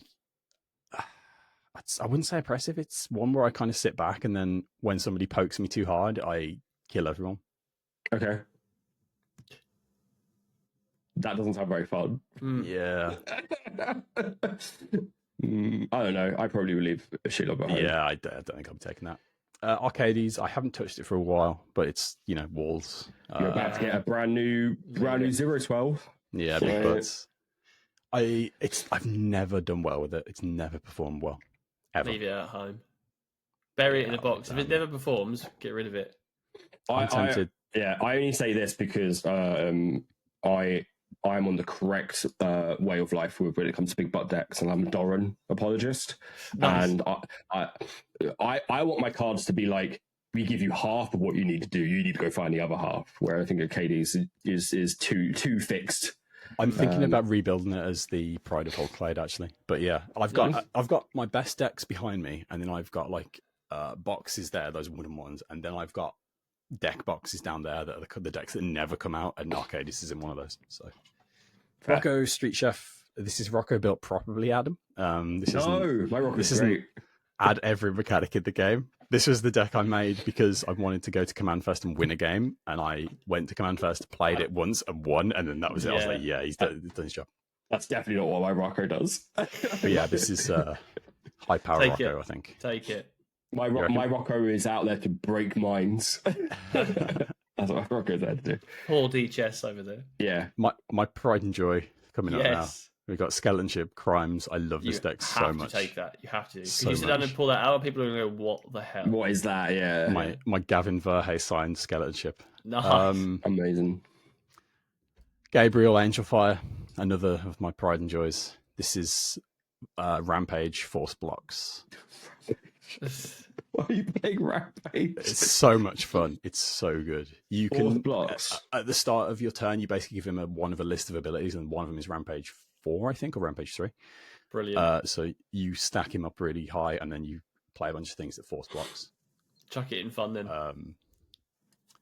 It is a really good fun deck. That's funny. And plus, people see that and are like, "What the fuck is this?" Yeah. Chatfang, bin. Chatfang is my high power deck. Thanks, guys. Asman and Monica Dustin a Kaldakar. Yeah, baby. I I love this. Food. I was so gutted I took mine apart. I wish I hadn't. I think you should take it. She's really good fun. I've kept on top of updates as well, so she's fully current. Nice. I'll put in would be fun, but And you do it go correctly. You are able to pronounce the card, which I think you're not allowed to play it if you don't. I spent weeks watching pronunciation videos and that game nights with Jimmy That's so playing funny. it just to get the names. How we got He's counting them. Come on. 26 We'll speed this up. decks? We'll pick up the pace. Mirko, Yeah. Obsessive Theorist, Dimir. We're just it's going on 5 Reanimator. now. Trash, Yeah. bin. Oh, it's such a good deck, though. I don't play it as much. My Is that girlfriend's taken that one off my hands. if something's discarded, you do stuff. No, that's at the end of your turn. You return creature with power less than Mirko with a finality counter, and it's got Oh, okay. whenever you surveil, you put counters on him. Yes, Marvo. I love Yeah. Marvo so much. Yeah. He's so Marvo high is- power. yeah. Why do you, Gimbal. Why do you have Why gimbal? do you Look, have gimbal deck? Look, No one has gimbal. Shush. Because it's- When I saw that, I was like, Gremlins, sick. It's like a kindred type that is amazing. I bought all the Gremlins. I was like, this is going to be so good. And then they revealed them and it's nothing to do with So Gremlins. bad. Honestly, it's not. It's had enough tools lately to actually be in a good place. But yeah, I agree. I should probably bury it. Satoru and Gorogoro is haste. Whenever you hit somebody with something that entered this turn, you make a dragon. So it's got all the dragon trigger cards. Is it in there. mono red? No, it's Is it it's three three colours, color. isn't it? It's Grixis, I think. Oh, that knocks it down a tier. Yeah. Yeah, I agree. It's that's in the boxes down there as well. I very rarely play it, but it's I such love a cheap Grixis, deck by the that way. I don't want to take it apart. Shrines, Time. bin. It's Shrines and Gates. Oh. Okay, yeah, cool. Oh. Greasefang vehicles, also You like- vehicles. This though, because you wanted to get the secret lair version. Yeah. Yeah, but the problem with it is it's just get Parhelion in the graveyard and cheat that. Yeah, out, so it's very I honestly, I almost quit Arena forever with that card. So Yeah. I'm pretty glad Yeah. to see it gone. That's why I was like, I feel like people are going to be like, have such a negative connotation of this card as soon as you pull it out. Every time I absolutely. play it, I'm like, okay, I'm not going to do Parhelion, and then I end up doing Parhelion. Yeah. Disgusting. Satoru Mizawa. It's got Yes. Blight still in it. This used to It's be got my Blight? Eldrazi deck. I used to play Eldrazi Ninjas. It was great. I think Yeah, fine. like if your strategy is just put a blight so into play, like no one's gonna be like, yeah, that was a fun game until It is basically just cheating, cheating stuff. Tameshi Reality Architect is Is that the my- spirits or it's- illusions or something? Like it makes tokens? no, it's bounce stuff back to your hand. Oh, and copy of get- your yeah, artwork. yeah. It's a bit stacksy and yeah. Is it the one that's mono blue but the activated ability is white? yeah. I'd probably not going to take that because it is a Yeah. bit too stacksy. Yeah. It's better any Slow. Azuria stuff can just go in the bin. Yeah, sure. So I was like, bad, slow, bad. Slow bad, bad slow bad. It's good slow bad. It's great. It's mono red artifacts. It's my board is always such a state when I play this that I probably don't want to take it because I've Yeah, got so that's many fair. copies of things. and Yeah. it's just a nightmare to keep track of. Rankle, no, put in the box, bury in the box. Yeah. Stella Lee. I it's like the- this deck. Is it just a pre-print out the box? Have you upgraded it? I've upgraded it. It's so fast and you can win on turn 3. It's done. Take it. Is it automatically go take it? Take it. Like, do you have a deck like this already up here? Like, No. Are you looking for fast games? That's the other thing. It's like, are you looking for like? I don't think I would want. If I want a fast game, I'll play Starscream. Yeah, that's fair. Yuma, landfall. Upgrade. I legitimately think like everyone should take a landfall deck is a really, really good foundation for a pod because everyone is like pretty aware of what you're doing. And it's like I'm going to be like the constant threat. So any deck that's got a landfall pod, I'm typically quite happy with.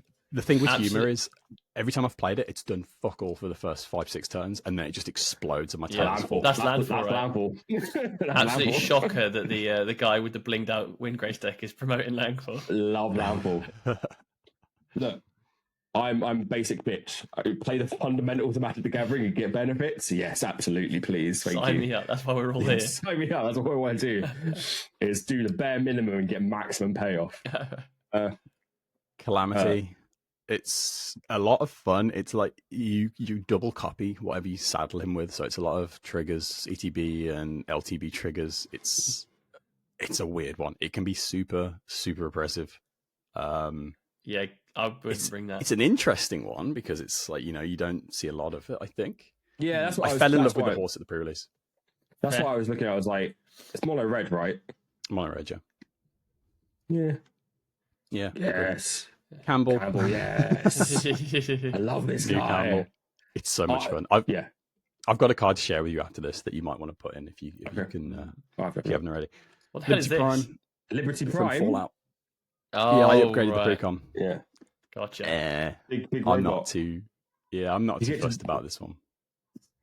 You literally made the air noise, so it needs to go in air. Yeah, it's fine. House is yes, right? Mr. House, yeah, Nice. it's roll dice, make treasures. House is yes. Good fun. Full Corona squads? Full Scud. This is my group Big. hug deck. Good. Yeah. I'm getting the secret left for it. I can't bury the box. True. That's true. Yeah, it's 5-color group hug basically. Okay. I think 5-color group hug is cheating. Personally, I think you should be restricted in group hug.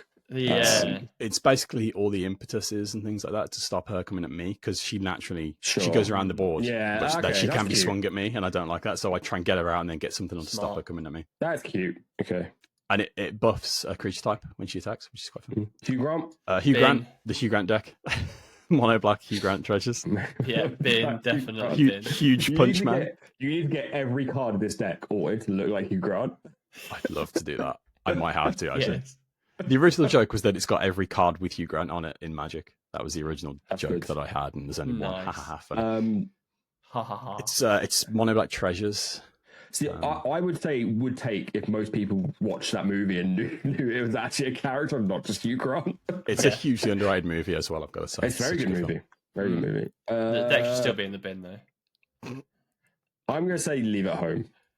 Oh, for now. That's fair. Yeah. Because that also means you have to bring your Hugh Grant action figure with you to Amsterdam. That is true. I do have him sat behind me. Yeah. No, you do not. I do. I'll show you in a minute. Vati Il Dao. It's like the most hipster commander I've ever seen. Yeah. Yeah, I got a foil of him as well. He's pretty cool. It's you Nice. tap him and you set. There you go. There's my Hugh Grant. Power and toughness, power or toughness of a target creature to 1. It's a weird one. Yeah. Don't touch my stuff. It's got the what's the black tree where you tap it and you set player's life. Woe. So you Or tap tree redemption? Vati, set its toughness to 1, and then you tap the tree and set somebody's life to 1. Absolutely not. It's pretty fun. Ambassador Blopty Blop Bloop is my stickers deck. I think after the ban in the other formats, I think it'd be quite funny to take that with you. You did say as well. You did say you're taking 5 decks in your quiver, 3, 4, plus 5, 6, your box 7, for your 8, attractions 9, and 10, stuff. 11. So It's got So all that the legal automatically- attractions, all the legal stickers, and all the Nice. contraptions as well. Gamer. so wait, you can't I have the actually gamer think- as well. Yeah, I think you got to take Gamer or Ambassador. Which one is Yeah. it? I prefer my gamer deck. Alright, Okay, we're gonna leave this perfect. out. There you go. That's an executive decision being Yeah. made. Okay. Uh, DK Finder of the Lost is another attractions deck. It's Why? Dimir. It's a low power one. I wanted a low power attractions deck. I The just gamer love is how- high power. I just love how most people don't have a single attractions or sticker deck, and you somehow have fucking 3. Tom's got multiple Like, power levels of attractions. Yeah, it's like, I want Mr. House's attractions as well. oh, Is it yeah, really? Yeah. Wait, so I don't think you need to take Gamer then. Oh, Shit. yeah, I do. I'd take Gamer and get rid of Mr. House if you were choosing between the two. No, House is sick. House is really, because House has all the dice rolling mechanics in it, right? Oh yeah, Yeah, Um, I'm happy to leave gamer. yeah. It's I mean, probably you said you were my going to take favourite. 5, and you're already at like 10. yeah, we're literally at 10. we, We're already double. we can whittle over. down from this list. Yeah. Gromnock is Bin. Simic Self Mill. It's horrible. It's a horrible. Yeah, Yeah. get rid of it. David Tennant? 10th and Rose is my serialized. Oh, that's quite nice. Yeah, you have to take a serialized bougie one. Yeah. I've been upgrading it to bling it out. It's actually Nice. a really solid deck. I had no It's interest in it originally, and then I pulled the serialized one. I was like, oh fucking hell, we have to go and make it. So. It's this is suspend, right? Suspend, yeah. Mm. It is Take it. upgraded. It's quite strong. Take it with you, but tape the deck to your body when you go through the airport. Yeah. Do not leave this in a bag anywhere. Yeah. What you need to do is get like that Logan Paul like chain with the card hanging from it. Yes. Yeah, I'll keep the serialized one out. Yeah. Alayla, it's the Fairies Precon upgraded. It's do stuff on other people's turns, make fairies. It's pretty good fun, but Is it's it Demir? yeah. Bin. I always used to say I was Golgari gang, but I've got so many Dimir decks. It's Yeah, like half this list is blue, black X. Yeah. Oh, I can't remember his name. What's his name? Gilwain Casting Director. This is the casting couch deck. It's Selesnya big things. It's not enchant. Top Adam's die. Oh It's my not god, I wasn't enchantments. expecting that sentence to come out of your mouth. It's because he makes the enchantments. So it was the precon, another woe precon. Yeah. I stripped all the enchantments out because he makes the enchantments. So it's just big things. This means you have to take roll tokens, right? Yeah. That's okay. admin. And Anawan Rune Thief. It's high power Boring. rogues. Is it still stuff or is it just? This is still stuff, isn't it? No, it's mill. Mill. It was the deck where I sat down. I was like, I want to build this, and it's not going to be a mill deck because mill sucks. And here we are. it just incidentally mill stuff. Yeah. Okay, I think this is like a good like mix. I mean, that's probably my favorite decks at the top. means you do not need these. Just saying, right? Yeah, you can. I'm strip the rest. I'm talking shit now because we're doing this for me next episode. I'm going to be like, no, all of these are my children. We do not touch these. Like there are some here that I've never like the Goro Sataru. I rarely play. Arcades I rarely play. Greasefang I rarely play. The thing is, like, especially with Arcades and Arcades and Greasefang, right? It's like, well, yeah, I can take those apart, but where do those cards go? Like, what other decks need also vehicle support? None. So I kind of get that for sure. Yeah. So you got 10 decks here.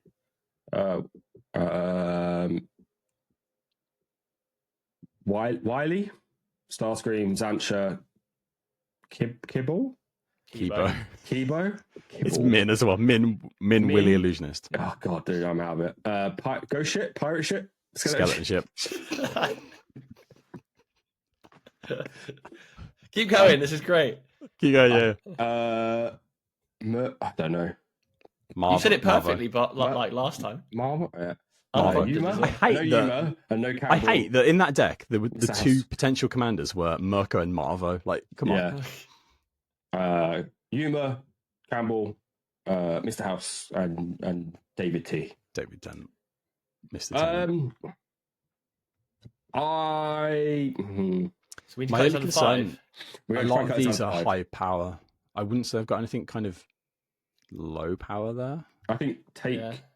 Yeah, Yuma, I don't really enjoy Yuma, I'll have to admit. It's not. I'll take Yuma what I reach out. for.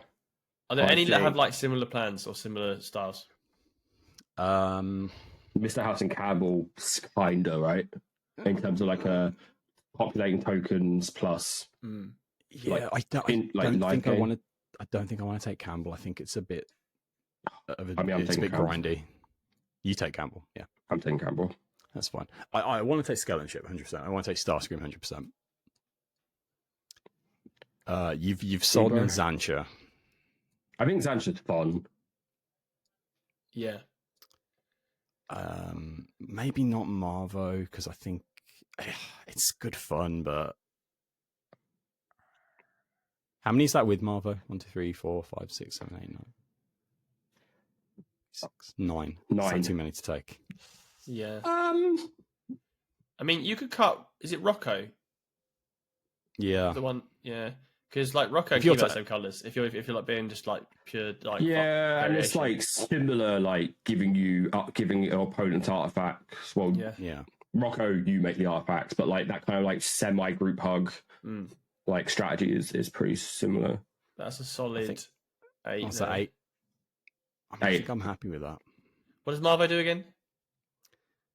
Marvo is Clash.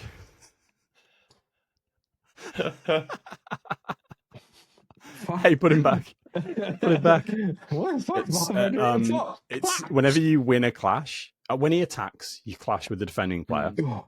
He's a 1/8 as well.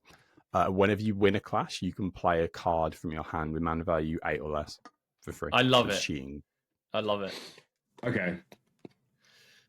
Somehow I always end up with Beacon of Tomorrow or whatever it is, the extra turn. Classic. Are you taking Tenant because it's actually fun or because it's blinged out? Good question. It is fun. You can get us down to like 7. Yeah. I feel like that's a decent number. Which is 2 deck, which I could do. I've got those little Ultra Pro double deck boxes, so I can do my quiver in one of those. But I mean, David does have his own deck box. I mean, that isn't really a valid reason for taking it, to be honest. Yeah, maybe drop 10th. Yeah, you could even take your Willy out. I could take my Willy out, but in Amsterdam, is it legal? No, I don't know. No, there's a road you can do that in, and it's okay. Certain rooms for a certain price. Yeah. Have you got the Black Lotus pass? No. Then you're not allowed. So I can't take my Willy out. Damn. I do quite like Min. She's good fun. It's one of my first decks that I really enjoyed. If it strikes joy, then you keep it. I mean, I think like it's, someone plays that, and I'm like, oh yeah, it's fine, that's okay. Yeah. Like I'm not like, my main thing against Tenant was like, as soon as someone's like, I'm going to be suspending a crap load of cards, I'm like, why am I here? I hate my life. So, and I don't think anything there is particularly common, right? That's all. That's a quirky 7. Yeah, it's like. And to be fair, it's a miracle that we've cut like 50 decks down to 7. Yeah, 68. Jesus Christ! So no, you know what you got to do now? Because everything that's below air is no. Strip it. Gone forever. I'm never taking apart my Hugh Grant deck. Oh, that's fair. I'm worried that I'm going to share my screen. Wait, if I do this, haha, there we go. Take a screenshot of that for me so I can. Although I will, I will not close it. Let me. I've also. Thank you. Crazy zoomed in. That I think that was a fun experiment. That was good. I like that. I like judging other people's decks because then I can be ruthless. And then being like, "Don't touch me. Don't look at mine. Don't look over here." Well, we're doing yours next. Yeah, we're doing mine next episode. We should do Adam's and then I'll come back and do mine. Okay. All right. I'm up for that. Okay, so I want to propose a challenge. Do it. So for those who are not aware, I think at Command Fest London, me and Adam traded commanders. We gifted each other commanders, and then the challenge was at a next event. We worked out we were both going to be at Birmingham, so we're like, all right, let's build decks of Birmingham, we'll play a game. I saw that and I thought it was so cool. And I was like, it was great fun because you gave me the one of the you gave me mono blue. I can never remember. It was Una. It was Dimir Una. Look, I remember. That's what I gave Adam. Yeah. Oh, okay. I knew one of you had it. You both called Adam. It's way confusing. It's down here somewhere. But it was really cool because it was like blue in the style I like to play blue, where I don't want to be like countering loads of stuff. I want to be drawing cards, and it was perfect. It was like tap. I can't remember what it's called. I don't know why I didn't pull up my Mox build. While you go and find it, I am building a mono blue deck currently that I kind of want to take me to Amsterdam as well. So okay. Arcanist the Omnipotent. Oh yeah, yeah. She's in my Tap, window. draw 3 cards, pay 4, return Arcanist to his owner's hand. She's- I love it, and it's the That's secret it. lair version, right? That you gave me too. Yeah. So, So rule the throne, rule the room. Secret. and I gave you the secret lair Una. Yes, and I built Fairy Rogue Tribal. So what I want to propose is we on the show are massive fans of EDHREC Shuffle. Yes. It gives us a lot of content, and please EDHREC, if you are ever listening, do not remove this feature or we are cooked. Can I just say as well, when I sat down to do Smash and Pass at Command Fest, for some reason I forgot we used EDHREC and I was using Scryfall at the start. What I was are like, you why doing? are these No. not commanders? Like this Yeah. is Adam. This never Yeah. happens to Adam on the show. Like, No. We use EDHREC Shuffle. So Sponsor the I podcast. propose- maybe one day, hopefully. well, they've got their own podcast, so Just EDHREC Shuffle. That's all I want to sponsor. Yeah. So I propose what we'll do is for each of us, we will shuffle and we'll get a random commander and then we will build that for Amsterdam. Let's do this. Mine's gonna be so trash. I'm not buying a I single will give card us- other than the commander. I There are- pray one of us gets Hamura, and I pray you, Adam GTB, get the Grandma. Yeah, I want Grandma. I want Lily Bow so bad. So rules are you get one additional shuffle if you're like, and you get a free shuffle if it is reserve list. And you're just like, Jesus Christ, this is. I mean, you can proxy. I don't care. Or it is IP that you have no care about. Like if I get Lord of the Rings or Doctor Who, I'm going to shuffle. Can we Additionally, shuffle if you we own the, already if you own have the deck commander as well? already, yeah. Yeah, you can do whatever. Yeah. Can I also say if if one of us has got the card, can we shuffle it? Because I want something fresh. Like if one of you gets if freeze you have a found, deck, I don't. if you I have a don't deck particularly- already or made the deck, I will allow a veto shuffle. Thanks. The other rule is at the end of this, I will shuffle again. And we'll put this out on social and clips. If a viewer makes the deck of the shuffled card and plays in a pod with the 3 of us, I will buy them a collector's booster of Modern Horizons 3. Yes. Right? So there is my bounty out there for you. So in a minute, we're going to shuffle, and then community get to try and find us. I will say, actually, before I go bankrupt, the first person that plays us, I will buy a collector's booster of Modern Horizons 3. Okay, there you go. Yeah. I mean, Asterisk. you know full well that as soon as this episode airs, Dingus is going to be on card market putting a list together. Yeah. And then I'm going to spend Amsterdam just avoiding Dingus, Yeah. basically. Yeah. He's not there, so we're good. Oh, okay, good. Yeah, good. The only way to Okay, stop that now so- yeah. is to He's leave going to get the country. ticket. He's going to buy it. He's going to be like, all right, I'm going. Yeah. I'm not even going to go to Command Fest. I'm just going to sit outside. Tom, let's do you first. Oh my so god, please ready. some more. No! I wanted to build this. I have built this, and I didn't enjoy it. You can get a free shuffle. You want a free shuffle? I thought you would be like, Such a I thought you would safe. be ecstatic because this is the one that you were like, I want to build. I this. built it and didn't enjoy it. Amazing. But it's so easy. But He's got yeah, PhD. this is boring. Hit me again. So this was Doc me. Harlock, Grizzled Genius, which was one of Tom's OTJ favorite cards, and I hate it. I don't know if I should do it because I mean I have got this basically. You got a free shuffle. Take No, give me it. something more interesting. Yeah. Strepan. Shrevan. Or Stefan. 2 black red for a 3/2 flying vampire noble. At the beginning of each end step, create a blood token for each player who lost life this turn. Whenever Stefan attacks, you may sacrifice 2 blood tokens. If you do, you may put a vampire card from your hand onto the battlefield, tapped and attack it. It gains indestructible until end of turn. I don't hate that. Brilliant. I don't have a vampire deck. I don't have much Rakdos. You have to be able to do the like spell blood with your hand thing when you play it. Whenever you attack. I'm trying to look at myself in the reflection. Yeah. Right, Adam, you are up. Yeah, hit me up. Here we go. Mael. My order animal. Okay, look at top 5 cards of your library. You may put a creature card with power 5 or greater from among onto the battlefield. doing a lot of I'm not cheating these reshuffling. I'm not reshuffling. That's I would take that. I've got Yes. I've got the big one somewhere of that as well. For the oversized. The episode. I mean, I'm not You know, mad you at know all. a deck. You know a deck is good when its second most common theme is worms. Yeah. I'm You're already welcome to have the taking. oversized one. two red, green, white decks with Amazing. me. So now why not have another? I got third. I'm up. Oh, Oh green more. no! And red, green more. I wanted to build this. Oh no! God. Can me and Tom veto that and make you reshuffle?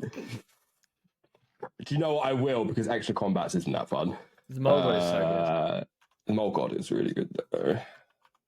Oh god. good. What is this? Yes. The Torn Clan. Oh, Kron the Dawn. That's in my my casting couch deck. It is a green, white, 6/6 Archon with flying and vigilance. Whenever Kron the Dawn attacks, if it's enchanted, exile target permanent. Okay. Selesnya Niv Mizzet. Yeah, Selesnya auras. Okay. I'll play Kron. I think that'd be interesting. I think you could do some stupid stuff with it. Oh god, yeah, try to mana cost though. I mean, okay. we're all stripping these decks after Amsterdam. Oh yeah, to be fair. I will. Unless Kron is crazy good. Imagine. You need to put Gilwain in that. 100%. Kron has 140 decks on EDHREC. Why did I get 0.04%?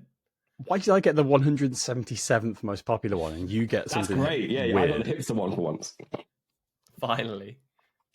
Yeah. Tom is like the mainstream normie. And then if our community can find us at Amsterdam and make an abomination of Llanowar deck, which is 1 black green for a star elf horror with Vision's Menace.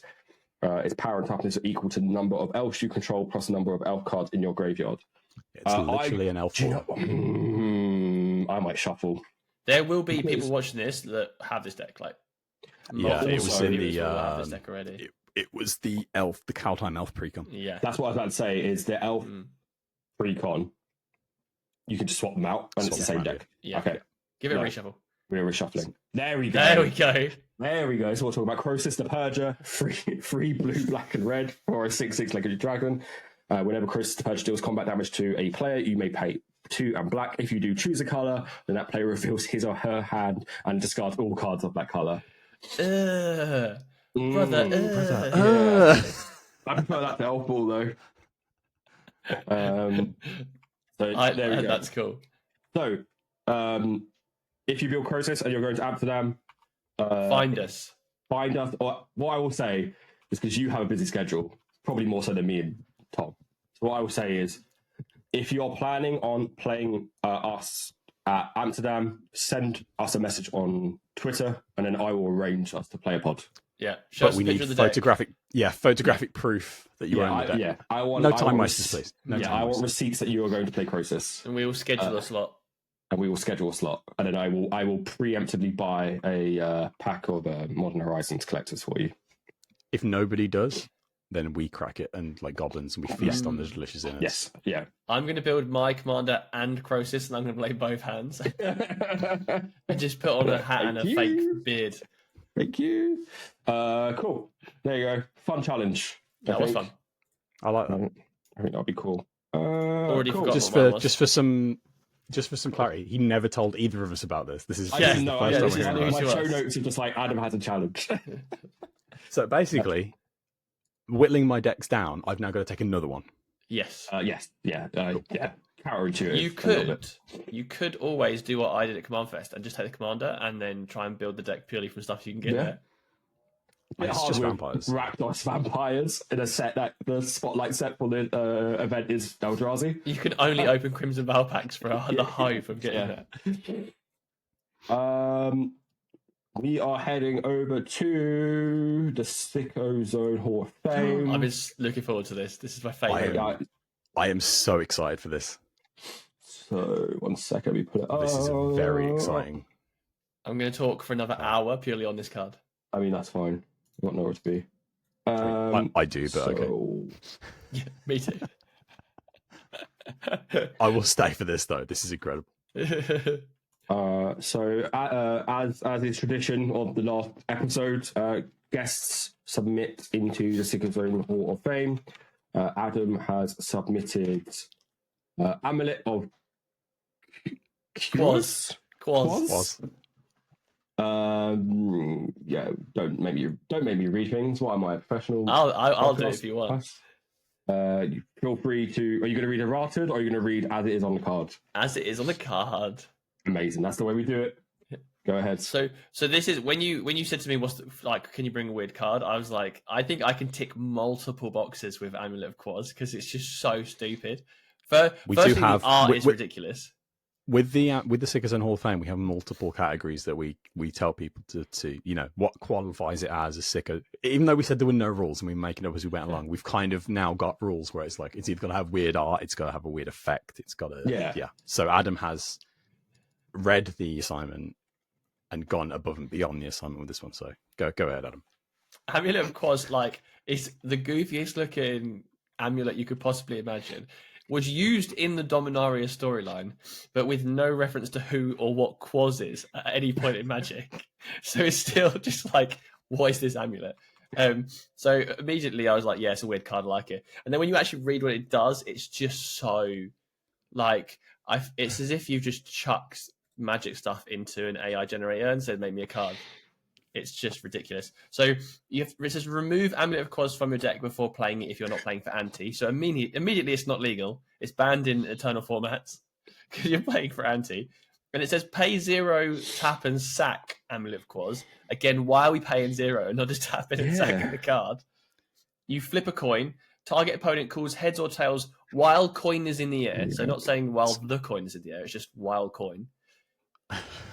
So there was already enough words on it. They had to cut something. Right. They're like, we've got to cut something here. The is going to go.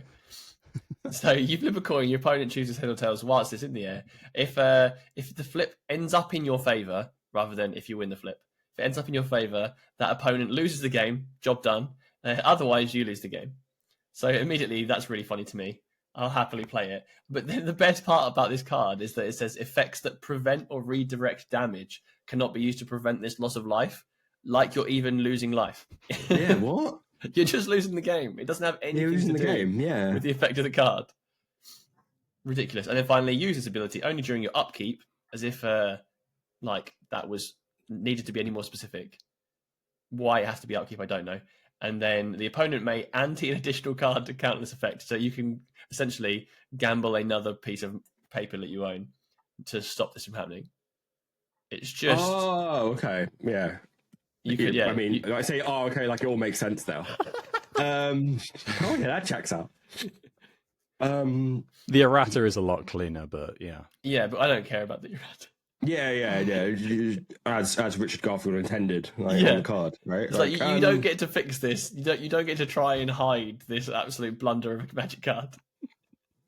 Also, I love how they're holding it up in the swimming bats. It looks like they're like those weird green tiles. And also, I'm not even sure on the number of fingers or where fingernails are. 2.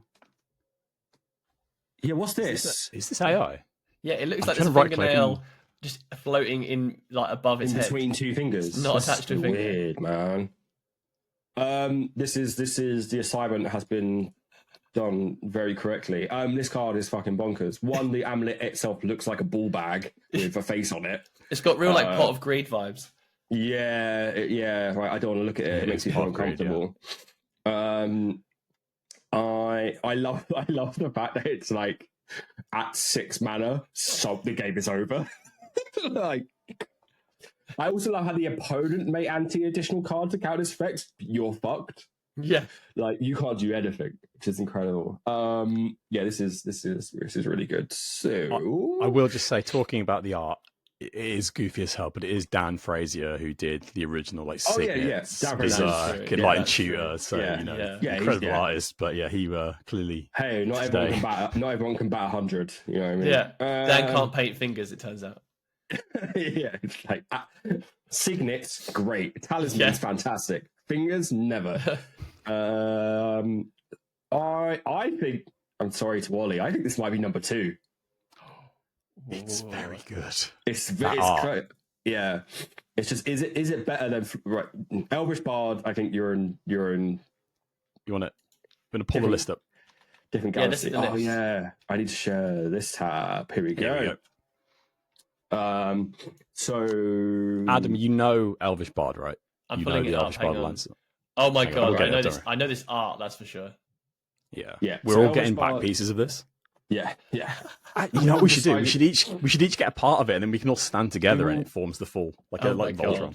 Yes. You know those like really bad like wraparound T-shirts that are like wolves and moons and stuff. We want that, but the Elvish Bard art. Yes. So Elvish Bard Alliance's art is our baby. I think that's really hard. I think it's in contention to knock it off. However, without Kerri here, I don't want to make the executive decision. That's fair. They did buy us all a copy of it. Yeah. Kerri went and bought us copies of Elvish Bard Alliance's art from the LGS. Brilliant. Yeah. So Wait, was it from the LGS? yeah. So Crazy. yeah. So yeah, I don't know why that store in particular had that many copies of Elvish Bard Alliance's art. But It's a sign. It's a sign.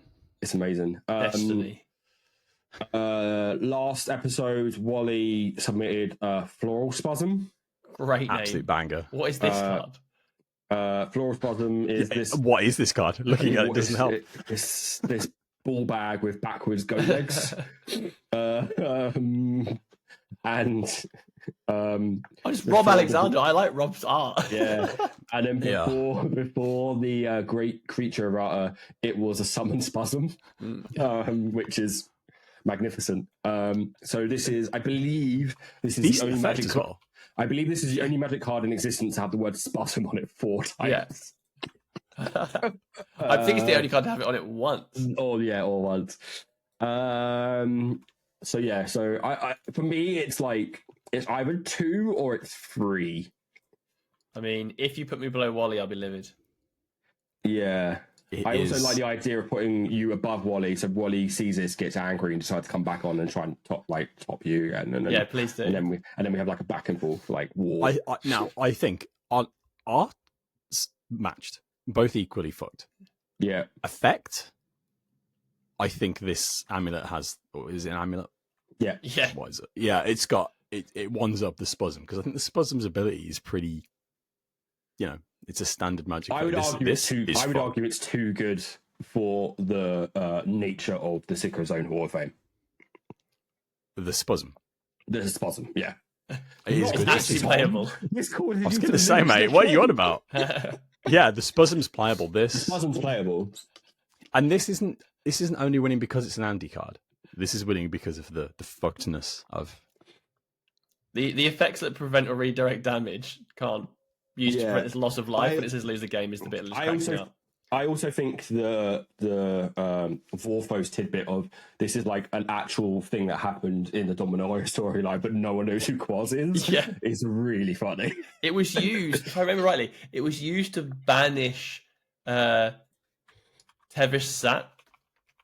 Okay. Like it actually had part of the storyline. Who used it? I'm going to actually have to have a Google. that is quite amazing. I demand a Quaz card in the future. Yeah, banish- used by Jarl Cathalion to banish Tevish Sat. I think from that Dominaria. I think that has to be number 2.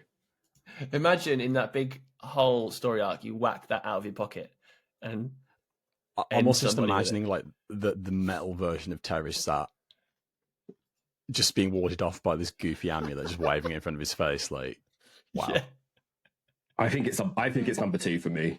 Yeah, Thank you. I'd I'll have to go take number 2. I think it's number 2. I think Elvish Bard Alliances are like the episode in which Kerri showed up, which I think it was episode 1. Like me and Tom were in hysterics.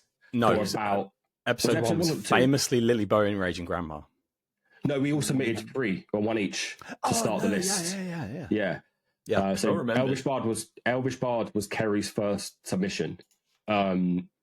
And we were just laughing at it for about, I felt kind of bad, but not really, for about 15 minutes.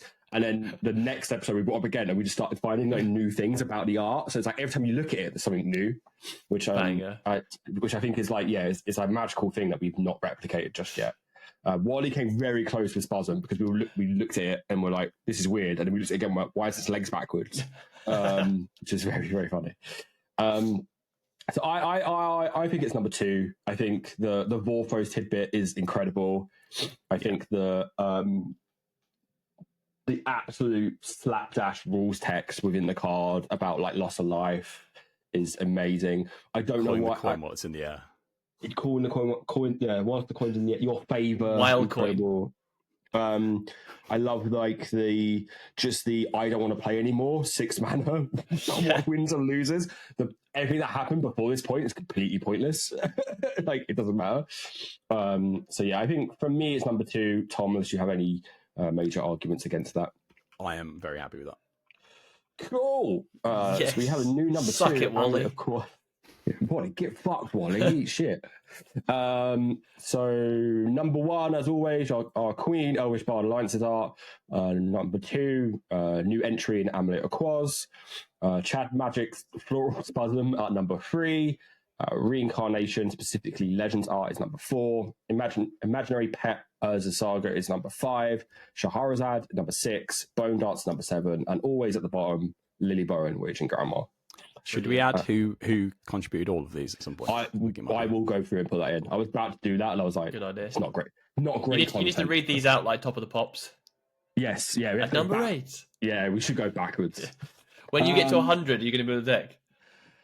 Oh my God. Like Kenrith and these 100 cards. Yeah. I mean, technically, you don't need 100 because you'll have like 99. 35 99, lands. it'll be Kenrith and all these cards. And can you put Kenrith, Sicko Zone Hall of Fame? Kenrith presents.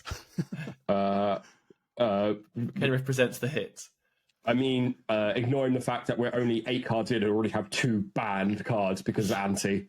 And yeah. We'll tip X over those. We could make a party box, right? Yes. Rule 0. Yeah, this is why Rule 0 exists. Yeah, Sicko Zone. Yeah. Amulet of Quaz.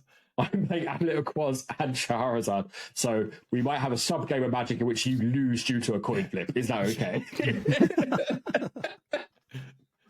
That's the combo. That's the combo. It is. Shahrazad Amulet of Quaz combo. Slept on combo. Broken Shahrazad. That's incredible. Well, cool. Did you know only making up 30% of you are subscribed on YouTube? That number upsets me. Please subscribe on YouTube and wherever you get your podcasts. I see all the numbers. You filthy rat bastards. Please follow. Before we do this, because I know this is where I'm going to start editing the music in, which also Adam made. That's a really good point. We should be plugging Adam now. Yes. We didn't plug Wally at the last of the end. Yes, I was going to do that. I was going to do the you dirty rat bastard and then let Adam be nice. So in comparison, we look horrible and then Adam looks great. That was the plan. Good cop, bad cop. Yeah, basically. So why the fuck are you not following us on YouTube? True. You're all being the Gen Zs on TikTok are showing you guys up. They have showed up in numbers. So we need to rectify that. It's because you're in all the thumbnails, mate. They love it. I legitimately, You hate seeing yourself in thumbnails. Every so- video with you. So YouTube auto-generates the thumbnails for shorts, and it's always me. And I make a point on Instagram to make it Kerri, usually saying something stupid. But the really funny thing, I think, was the first time ever on one of the shorts from last episode, it was Wally. So now it's just me and Wally and no other hosts. Like, are the only people on this podcast. It also makes it look like we're one of those fucking fake podcasts on TikTok where one person is talking to the mic and pretending it's a podcast. So yeah, it's not the best optics wise, but it's fine. Anyway, subscribe, follow, press all the positive buttons. If there's a thumbs down, don't press that one. Press one of the thumbs up. Leave us a review as well. I want to read some reviews. Yeah, I want some reviews. I think I put a review which is like, this is my favourite show. Be brutally honest. Yeah. Tell him exactly how you feel. Adam's really bad at sharing his screen and reading out card names. That's a really good one. Adam, we'll read out funny ones. I want to read out funny reviews on the show. Yeah. Leave us a funny one. Adam, where can people find you? You can find me at my house. No, you can find me on the internet as Adam the Gathering. I host Mox UK on YouTube, so go and look search for that. But I'm easy to find. I do want to find your house because I heard the ice cream man outside.